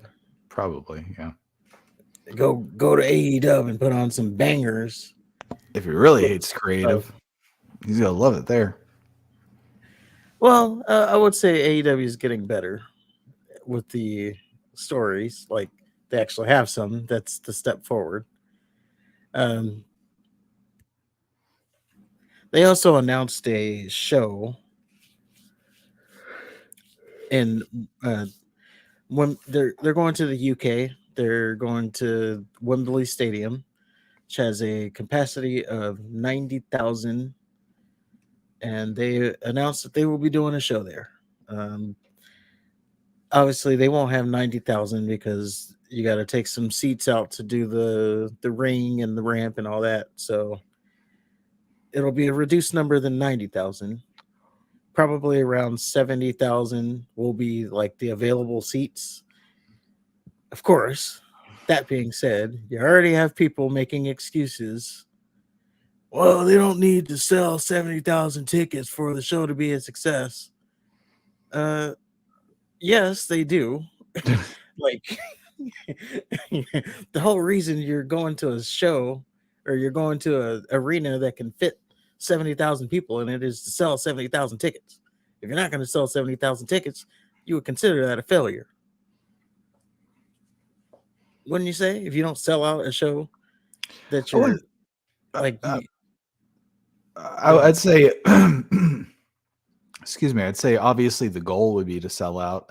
I don't think you can necessarily say it's not successful if it doesn't sell out. But I think to make the excuse that well, we don't need to do that. To like, if they only sold like 20,000 tickets, obviously that's a failure. So I mean, to use that as to use it the other way as a reason why they don't succeed, I think that's off too. Well, that already has people going off whether or not it'll be a success. Now, there is a rumored name that may help in swaying that left or right. That name is CM Punk. Apparently, he is rumored to be coming back to AEW. Not only that, he apparently is okay with working with the Bucks and Kenny Omega. And I guess they're even going so far as to having little meetings with Chris Jericho. Did they have the meeting? I don't know if they had it or not. I know they were planning on, or they're wanting to have a meeting with Chris Jericho, because he called him a doofus or whatever he called him. So, I mean, it's kind of funny that it's like, okay, maybe we can bring Punk back, but you need to get Jericho's approval first. Yeah, imagine Like if he says no, we're gonna have to shut it down. Chris Jericho, who, like, I don't know anybody who watches AEW for Chris Jericho. Maybe 10, 20 years ago. Well, I think they do now, but obviously, as when AEW was just starting, having a recognizable name that is Chris Jericho there helped. Yeah, and then he had his first couple of matches. He's not. I mean, I don't know. I don't think he's he's not the same Chris Jericho. Two, he doesn't work. Well, he's like 60. What do you want to do? He shouldn't be fucking in there. If he can't be Chris Jericho, then he shouldn't be Chris Jericho. It's the name value. Then why doesn't he take that masked dude's place as a commentator? Why isn't he a manager? He does commentary on Rampage, but only like 5 people watch Rampage, so okay. Why isn't he a manager? Excalibur Why is he wrestling?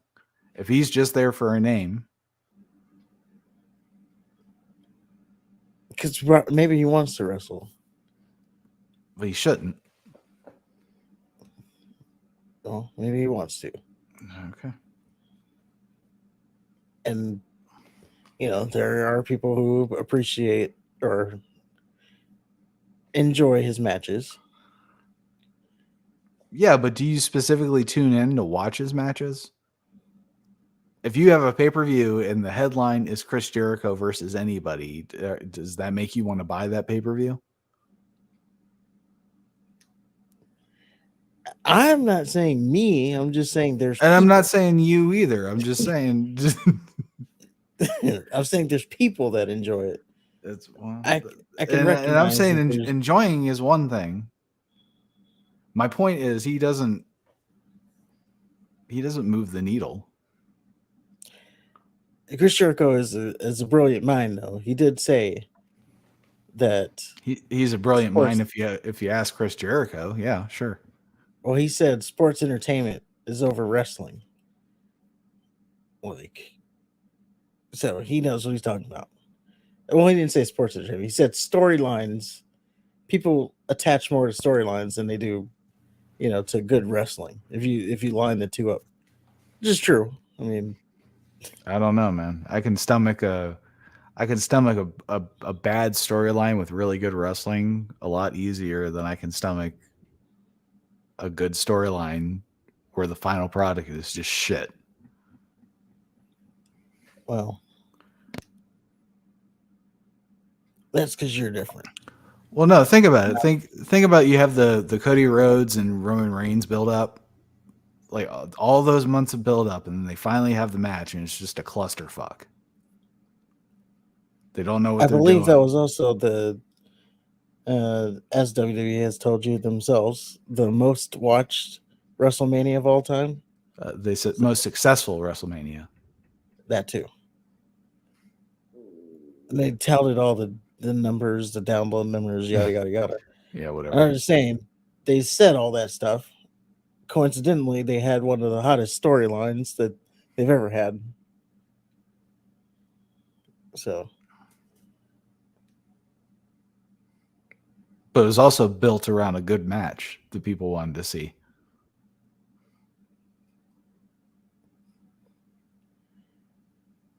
they wanted to see what will happen, and I don't think that anybody was saying, "Oh, I can't wait to see that Cody cutter."